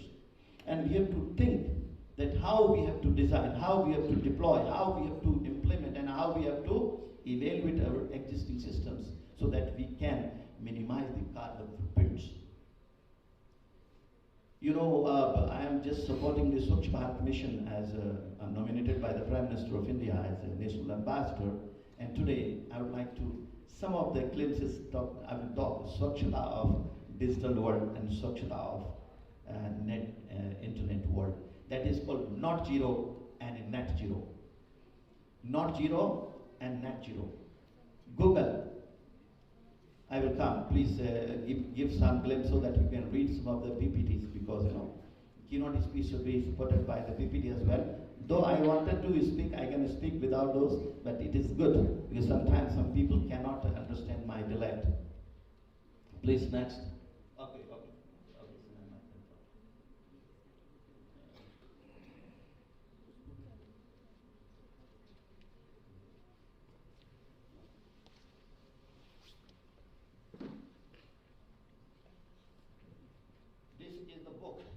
Written by this person, Martin Ford. What Martin Ford says, rise of the robots, technology and the threat of the jobless future. There will be great social and economic disruption as the educated works will no longer be able to find employment. So we need to understand. We are challenged by 3 or 4 most important terms, that is divide, disruptions, and how we can elevate all these things by the diplomacy, digital diplomacy, net diplomacy, network diplomacy, technological diplomacy. This book says, and it is really happening. For example, last year, 2 years ago, in 2018, I visited China, Shanghai. And I visited one of the company where Foxconn company, 6,500 people were thrown out one day evening, and they were replaced by 600 robots. And their productivity was checked after 6 months, and productivity was increased by 200%, and defect rate of the product declined by the 78%. Business people work only for the business, don't work for the welfare. Be careful. Information technology is coming for booming it, but definitely in parallel to it, there is a vikas, there is a vikar, there is a vinash.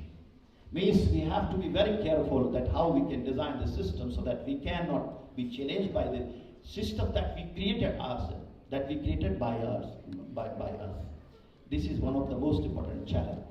So if you look at these books, I'm just not motivated by this book, but I have some of the ideas of this book, so that the essence of this book is going to be presented today here in this keynote speech. We are always talking about the 180-degree front, but we are not talking about the 180-degree that is in back end. If we will not consider the happened in the 180-degree back end, definitely we will not be able to design those systems which can provide us a fruitful, meaningful, purposeful, and beautiful life. Isn't it? That is because human generation is not made for the technology. Technology is made for the human generation. And I'm just speaking because this is not that much important. This divide, the most important thing. Because people who are not having the stomach, the butter and bread and butter, the chapati and the vegetable. We will talk about the digitalization, the internet governance, and this kind of lot of this, that, and all sort of things. It's meaningless for them. So the digital divide is increasing day by day, and United Nations is trying to elevate by different policies under sustainable development goals. But still another divide has appeared, that is called devoid. Devoid means denial of services. We will not provide you the services because of certain issues and concerns. And inclusive societies must, because if we want to protect the rights of the individuals, full participation, protection of rights, judicious justice must be provided to each and individual person. And therefore it is must. The technology has provided a great trust, but great trust also. Trust also and threat also. Trust is good, but threat is challenging task. And therefore we need to balance it. And we, the technologists, managers, the professors and scientists sitting here in this young generation, for example, maybe they might not be understanding what I am saying. So here I'm skipping all these things. Let me give you some of the important things. For example, Google claims to have carbon neutral since 2000 and aims to carbon free by 2030. United States and European Union promised goal by 2050. China intended to 2060. And Amazon has committed 2040. And Microsoft has pledged to the carbon negative by 2030. And Google claims to be carbon free by 2030. The question arises, what is our promise? What the government of India has promised? What the industries, information technology or IT industries we have in our country are promising. And one of the most important thing, what our father of the college is promising to make the campus green and neat. And therefore, since the time is because as already I have seen the indication, so that's why let me directly jump. This is the world where we are living. And we need to understand that we want to we should respect or we should resolve in it. It is our duty. We want to make this technology divine or divine. This is our duty. We want to make this technology a loser or winner. This is our duty. And therefore, problems are the part of the life, and solutions are the art of the life. As a scientist, we should decide, devise, develop, design, deploy the solutions so that we can elevate the future challenges. And therefore, at the last, I would like to say, "Ye duniya khoobsurat bhi hai aur khatarnak bhi." It is up to you that how you design, how you control. I wanted to have, maybe I will stay here for some couple of days, okay? And maybe sometimes I come, I would like to have, because normally my keynote speeches are 1 hour, and I design accordingly. Normally across the world, my keynote speeches are only 1 hour, isn't it? And keynote speech cannot be finished in 15 minutes, but thank you very much. Time should be respected. Thank you very much. Thank you very much.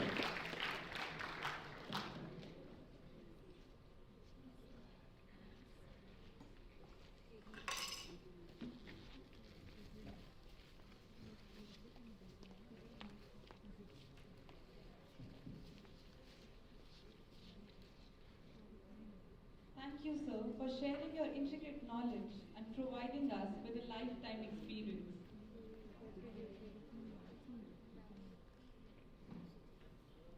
It is now time to unveil the conference souvenir to acknowledge the efforts of the participating scholars and the organizers and register it in the pages of our memory. I would like to request the dignitaries to please come forward to unveil the souvenir.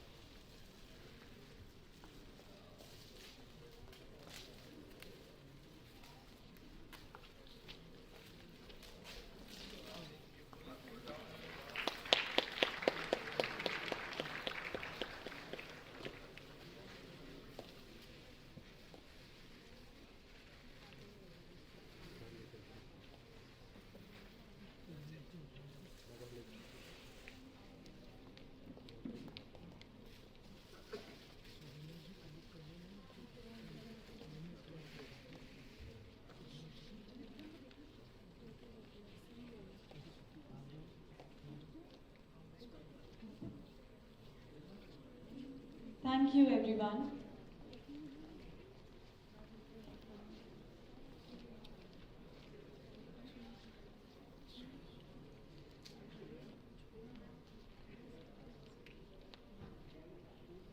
Gratitude is a powerful catalyst for happiness. It's the spark that lights a fire of joy in your soul, said Amy Colette. To express our gratitude towards our guests for gracing us with their benign presence, I request Reverend Father Dr. Arugya Swami, SJ, to felicitate Dr. Vipin Chandra Sharma with a token of gratitude.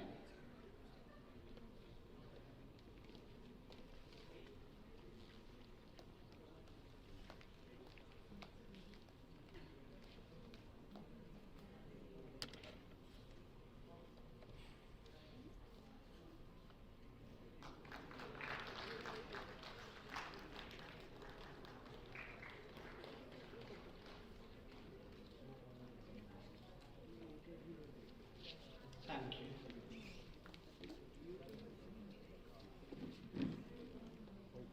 We extend our gratitude to Professor Priyankar Upadhyay and Dr. Rakesh Kumar Sharma, who have joined us online for their invaluable presence. I now request Reverend Father Dr. Aylex to present a token of gratitude to Professor D.P. Sharma.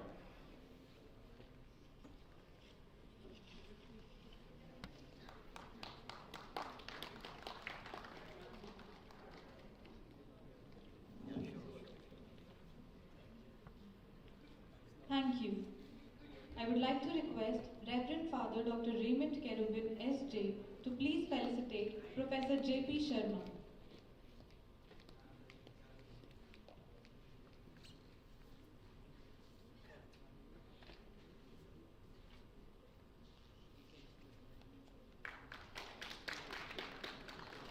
Thank you. I would now request Dr. Dharamveer Yadav, convener, to present a token of gratitude to Dr. Rashmi Jain.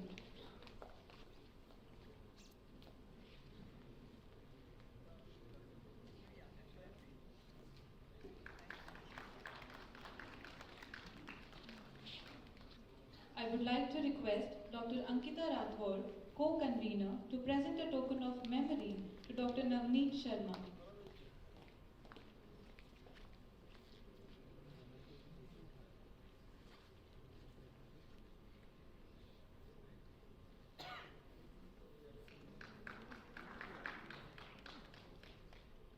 Thank you, dignitaries.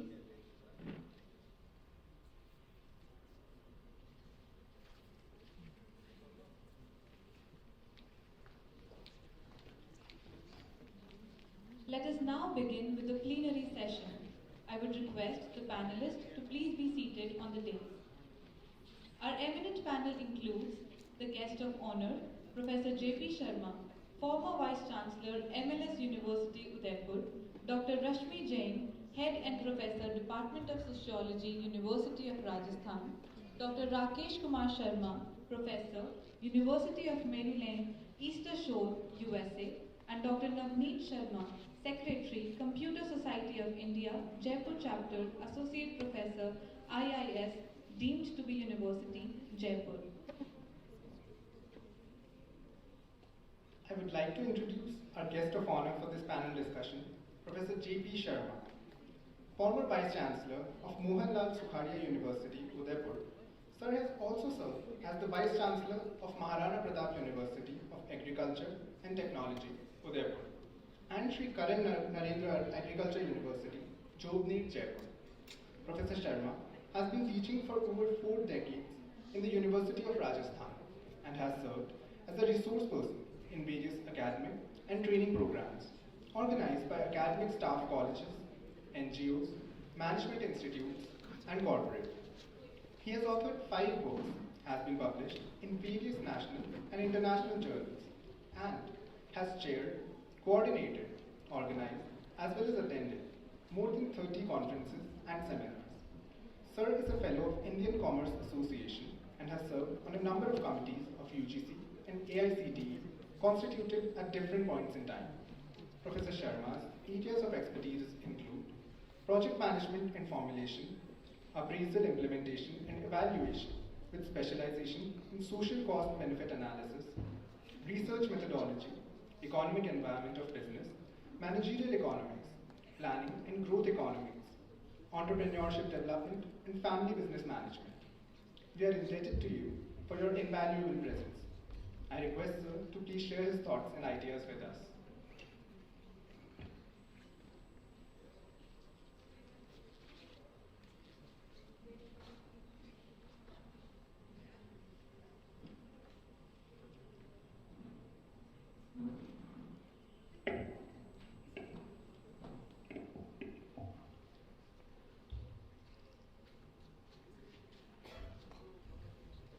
Father Reverend Dr. Rex Angelo, Rakesh Swami, Father Dr. Raymond Kerubin, Dr. Dharamveer Yadav, Professor D.P. Sharma, Professor Rashmi Jain, my colleague at University of Rajasthan, other panelists for this session, the participants, ladies and gentlemen, it's a matter of great privilege for me to be part of this event. The issue is well presented in the inaugural session. The span of period of 2021 has been very dangerous, from end of the history to the firehouse history. There has been pandemic-induced economic crisis, served to merge, amplify, and accelerate changes driven by a slew of technologies, technological, political, and natural shocks. This has brought about number of changes in different walks of life, in the economy, in the technology, in the diplomatic relationship, in the societal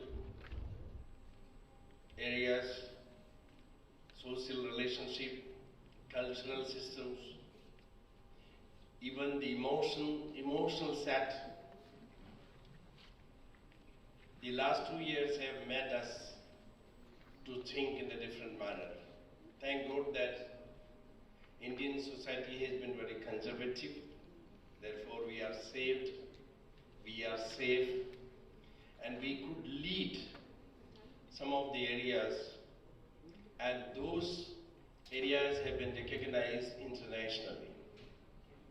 Unfortunately, was stuck up on US in 2020 March.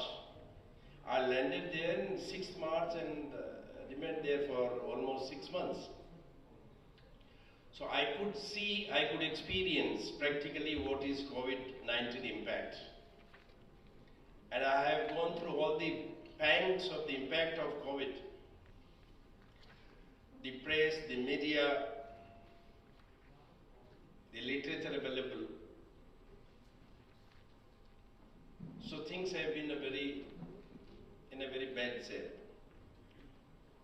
As I said, majority of the people emotionally shattered.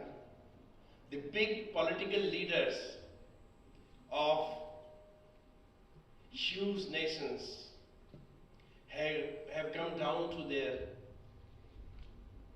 knees. You must have seen many country heads with tears addressing the masses.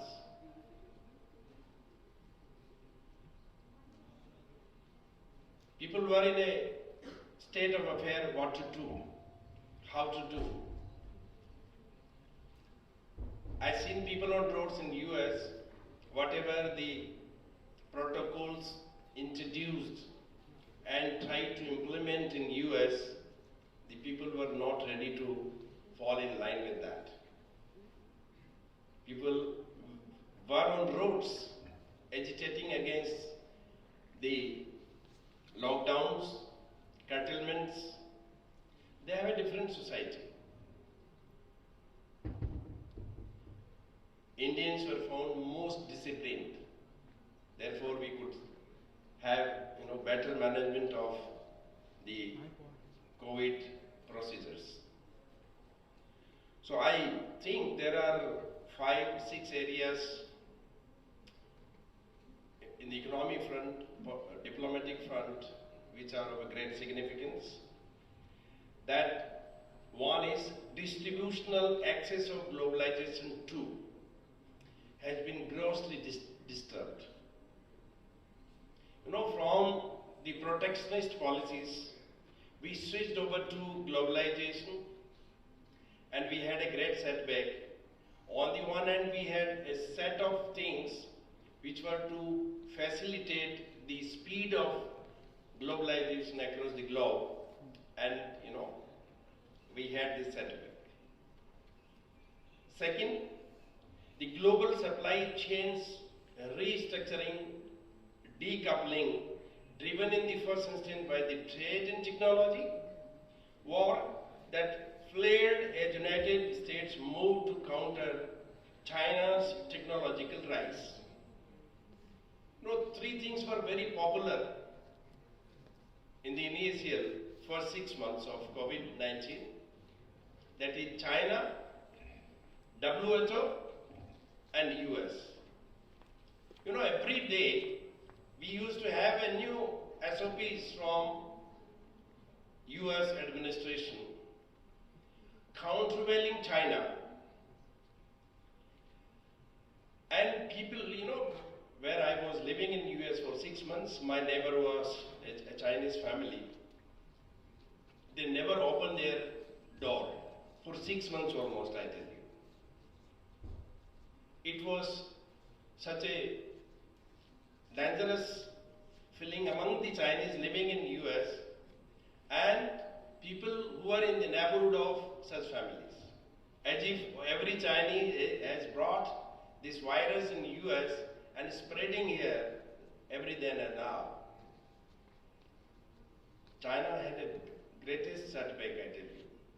Economically, politically, socially, culturally, and emotionally. During that period of time, Chinese premier had to visit 6 times in European countries to just console them that we are not responsible for it, but nobody was going to give them passive listening. Nobody got convinced out of their arguments. And you know the way in which the Trump government used to scold China like anything.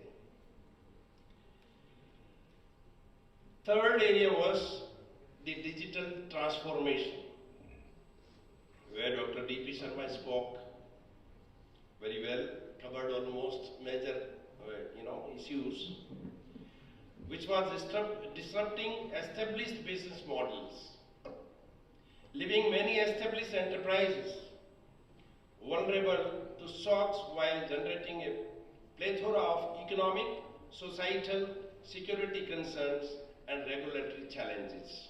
Things were, put into order. Then every day we used to have new set of procedures, a new set of guidelines, new set of, things. And the biggest setback was to the hospitality industry, the airlines, hotels, restaurants, beauty parlors. They had the greatest setback, I tell you. See the everyday traffic of airlines. If you make them zero, what will happen? Many countries had a collapse of their economies. We were lucky enough to have a very conservative economic system that, is even today, our gross dependence is on agriculture sector. Therefore, we could survive comfortably. And whatever the disruption was, it was more of emotional than of actual. Modi never asked any labor to shift. The Modi government declared that you please do not come out of your house. Therefore, the railways were stopped, the buses were stopped, the airlines were stopped. But people don't get into line with the government orders. Everyone left. Whatever little bit they had. Even the pictures must have seen by you that families having their kids on their shoulder and just walking thousands of kilometers from one destination to another. This was the scene. And everyone was taking the government on knees. Because people become so chaotic in their behavior when they feel that death is on the next step. This was the situation. Then fourth, the urgent need to transform economies and infrastructure to address the twin crises of climate change and species extinction, a need highlighted by apocalyptic images emerging from extreme weather events and growing concerns about imminent tipping points that would drive irreversible changes in global environmental system. Now people started realizing that we should not play with the nature, otherwise nature will play with us. How, the whole humanity has been on the stake. It seemed like in next 2, 3, 5 months everything will be finished at the initial stage. And despite making huge efforts by different governments, different agencies, institutes, we were not having any kind of treatment. Even till today, we don't have right type of treatment for the COVID-19. There used to be certain, prescription which were given by the doctors to treat this COVID. And luckily those who got recovery and many lost their lives. But even today we do not have that this is the medicine for COVID-19. By chance, our traditional system of Ayurveda could help us.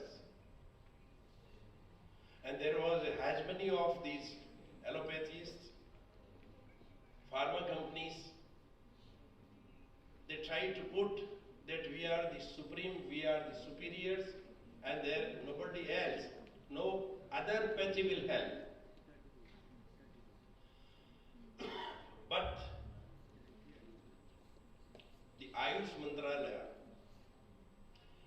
put a set of prescriptions and made available a very cheap medicines here that could treat, that could help us and help us to save the life.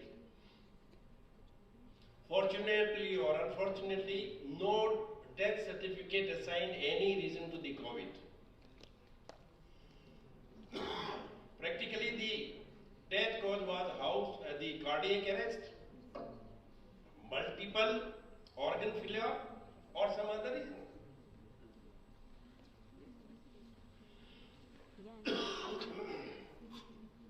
Now, the world moves into the post-pandemic period. There is widespread agreement that institutional reforms are required. Post-World War II, all major international institutions came up, were created. They worked very well, gave a particular shape to the international development, international cooperation. And because of that, our, the whole community across the globe could be seen moving from one level to another level. And almost all the countries cherish the benefits of that kind of growth and development. So, there is a need for a new Bretton Woods moment as we did post-World War II. There is a need of sitting together across the table and think in terms of having, the cooperation of all the countries. Some of the countries, some of the business firms found certain opportunities in this, could grow, could economically, financially. Some of the companies, some of the business proposals, some of the business propositions had a very bad time. Now, there is a need for newer institutional framework post-COVID period. Efforts are being made. Let us see, in next 2-3 years, things will come up. You see, there is a greatest setback to the WTO processes. What we had in 1995, and things moved. But there is a need of fresh efforts to be made for WTO restructuring and things like that. And there is a need for a new architect for the world economic order who can come, who can cooperate. Fortunately, India has come forward in almost all the areas of cooperation where a new set of orders can be designed, can be put forward for the whole globe. With these words, I am thankful to the organizers, particularly Dr. Yadav, for reminding me from every then and now, and he made me to please come over here, though I was not in mood to come because I was just away from Jaipur for a couple of days, and I had a little problem. But even then, his insistence was so pretty that I couldn't say no to him. Thank you very much for giving me passion, please. Thank you, sir, for these thought-provoking words. I would now like to introduce Dr. Rashmi Jain. Currently Professor and Head of Department of Sociology, University of Rajasthan, Professor Rashmi Jain is the Director of UGC Center for the Study of Social Exclusion and Inclusive Policy, Director of Center for Jain Studies, and Director of International Cooperation Cell, University of Rajasthan, Jaipur. With 27 years of teaching experience at undergraduate and postgraduate level, ma'am's fields of research includes development studies, research methods, communication studies, leisure and tourism, globalization studies, and sociology of law. Professor Jain was awarded the Shiksha Ratna Puraskar for contributions in the field of education in 2010 by IIFS, New Delhi, and has edited around 7 books published by various national and international publications. Ma'am has been the editor and reviewer of numerous research journals with more than 65 papers published in both national and international journals. We are much obliged to have you amongst us, ma'am. I would request ma'am to please address the gathering.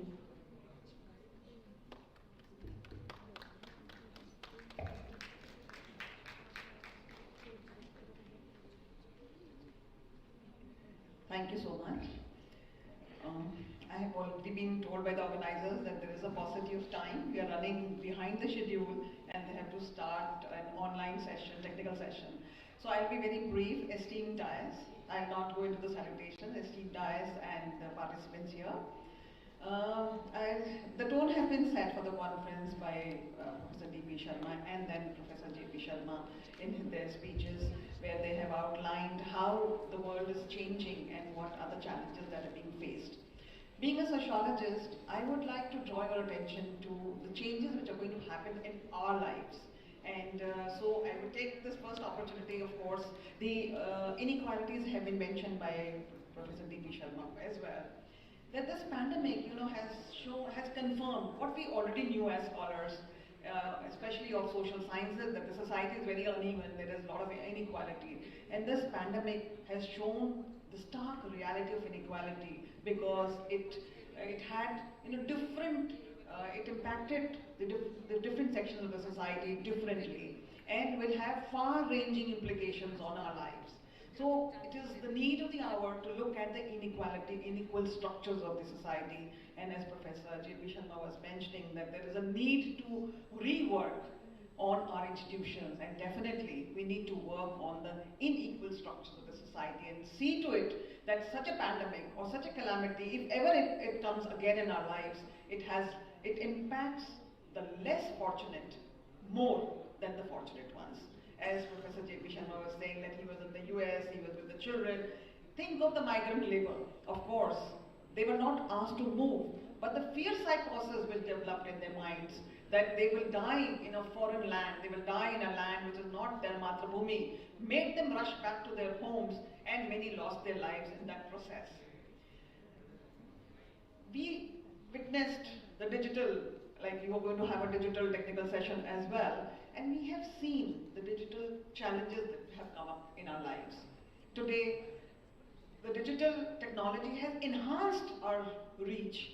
We can hear somebody living in US while we are in India in a city called Jaipur, and we can have participants from all over the world. Yes, digital technology is enhanced, but look at what about the people who do not have access to digital life, who do not have access to digital devices. Still, I think Father Rex was mentioning when he was enumerating the statistics about the people. You can see that there is a lot of digital divide. So for those unfortunate ones who do not have access or who have unequal access to digital divide, schools were shut, online schools were happening, And I myself have, I have a family living with me who has 3 daughters and has only one phone. Now, how can the 3 daughters study on the same phone at the same time? Because the school cannot have sessions differently. So what will happen?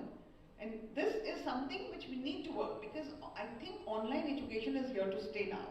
Digital devices are going to be here now, and they will change the way we study.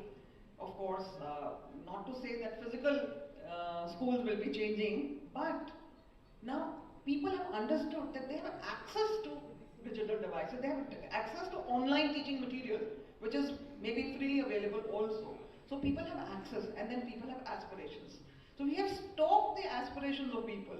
We have put fire to their aspirations that yes, you have the access, you can go and have access to all these things. What is going to be the future of work? We've all experienced work from home. We've been teaching from home, online classes. We have seen organizations putting their people at work from home, and we have seen what work from home is doing to the psyche of people. Their lifestyle is disturbed. There is no difference between work and leisure. We are fortunate, those who are in teaching are still fortunate that we just have to teach for 2 or 3 hours online. But look at people working in corporations and multinational companies. Their work hours are extended from 12 to 14 to 16, sometimes 18 hours a day. And there is no time. They have to carry their phones always. They have to keep looking at their laptops to see whether any mail has come, and they have to answer it. So what is it going to do to the physiology? What is it going to do to the physiology of home lives? How our home life will be structured when both parents, both husband and wife, are working on different time zones? And how are they going to have a marital life? And how are they going to build a family? So do we want a world without a family system? Do we want a society which has no family issues? Our first place was home, and workplace was second home. Now, second home has become first home. We have shifted from the workplace has come home, and home is where it is. So, there is a mixing that is challenging at the home place also. And women are challenged more. The intersectionality of caste, class, gender becomes very, very important here, because women are challenged more. When working from home is becoming an option, not an option, but it has become the norm, then women are at the very challenging position, because they have to look after the home also, they have to look after the family issues also, they have to look after the children's studies also, and they have to simultaneously work in the offices also and be as productive as the others are. One issue which has come up is essential living. When COVID restrictions are imposed, all of us went back to minimalistic living style. Whatever is available, the food is available, whatever clothes we had, because everything was shut down. And I think this kind of essential living is going to be there. It may not come up to that level of minimalistic, but yes, people have realized the importance of essentiality. What is essential? And we will look at the essential things. We will look at flexible digital work life. We will look at, the digital tools will be expanded, and they will allow us, and how, it will have data. Professor D.P. Sharma had mentioned about data and how data is very, very important, and I totally agree to it that data is very, very important. But now this invisible threat of coronavirus was accentuated by the statistics that we were seeing every day on our mobile devices. And we will look at the data, 4,000 cases, 5,000 cases, 10,000 cases, and it brought another, cycle. But there is a silver lining to it, that people have started understanding data. They have started looking at data, and this is probably going to help us, that we will intervene in governance. We will look at the data and try and understand how governance is going to be run. And I'm sure the common man will become more participatory in the governance, because now he is not challenged by the data which is being spewed out by the government data. You walk at the Ambedkar Circle, there is a screen which keeps showing what government is doing, how much data, how many people are the beneficiaries, etc.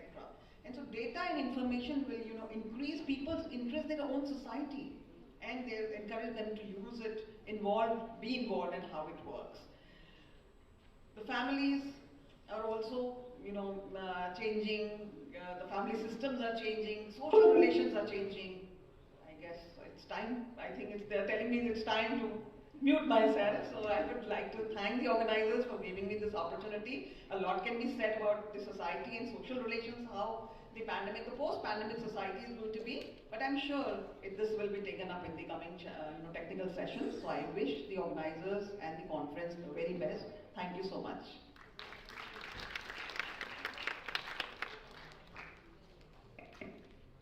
Thank you, ma'am, for your thoughtful and informative words. Now, I would like to introduce Dr. Navneet Sharma.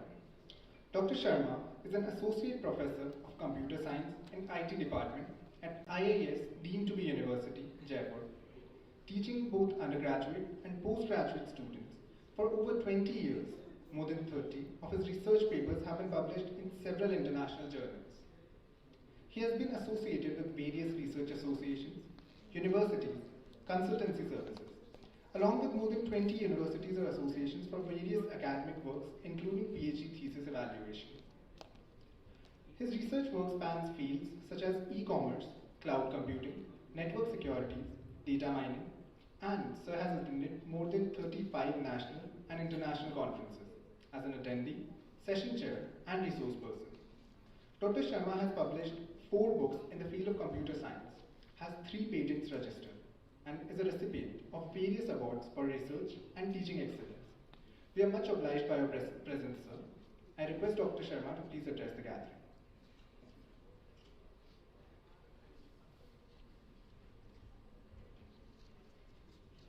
Thank you. Namaskar, one and all present here, and pranam to all my senior gurus, father, and all the dignitaries who are sitting here. And thanks for inviting me for this conference. I'm not a good speaker and not take much time. I'm a good listener, so will prefer listening to the other researchers who will present their papers in this conference during these 2 days. All the best for the next 2 days, all the researchers and the presenters who will present their papers and will get benefited with their knowledge. So just for a friendly session as a panelist, I will just discuss few things related to the topic and the technology which we are using nowadays. The most important thing, as D.P. Sharma sir says, the phone. Phone is more smart to us. So this is your smartphone and everybody is using that smartphone. They are saying phone is smart or you are smart. So when you are using this smartphone, I am just saying that we all are using these technological words like the use of Internet of Things, use of Internet, data, and technological transformation from the basic phone to smartphone. Now we are more dependent on the data and more dependent on our smartphone. Okay, so I will just say, use this device carefully. This is the most problematic device for us also. So when we are using this device, be safe, be aware, and be secure yourself as you are using so many heterogeneous data. You are transforming the data from this device and spreading your data towards the network and internet, and how that data will be problematic for you. So be aware with this. With these words, I will conclude my point as the limit of time, constraint of time. So thank you so much for inviting me. Thank you, sir.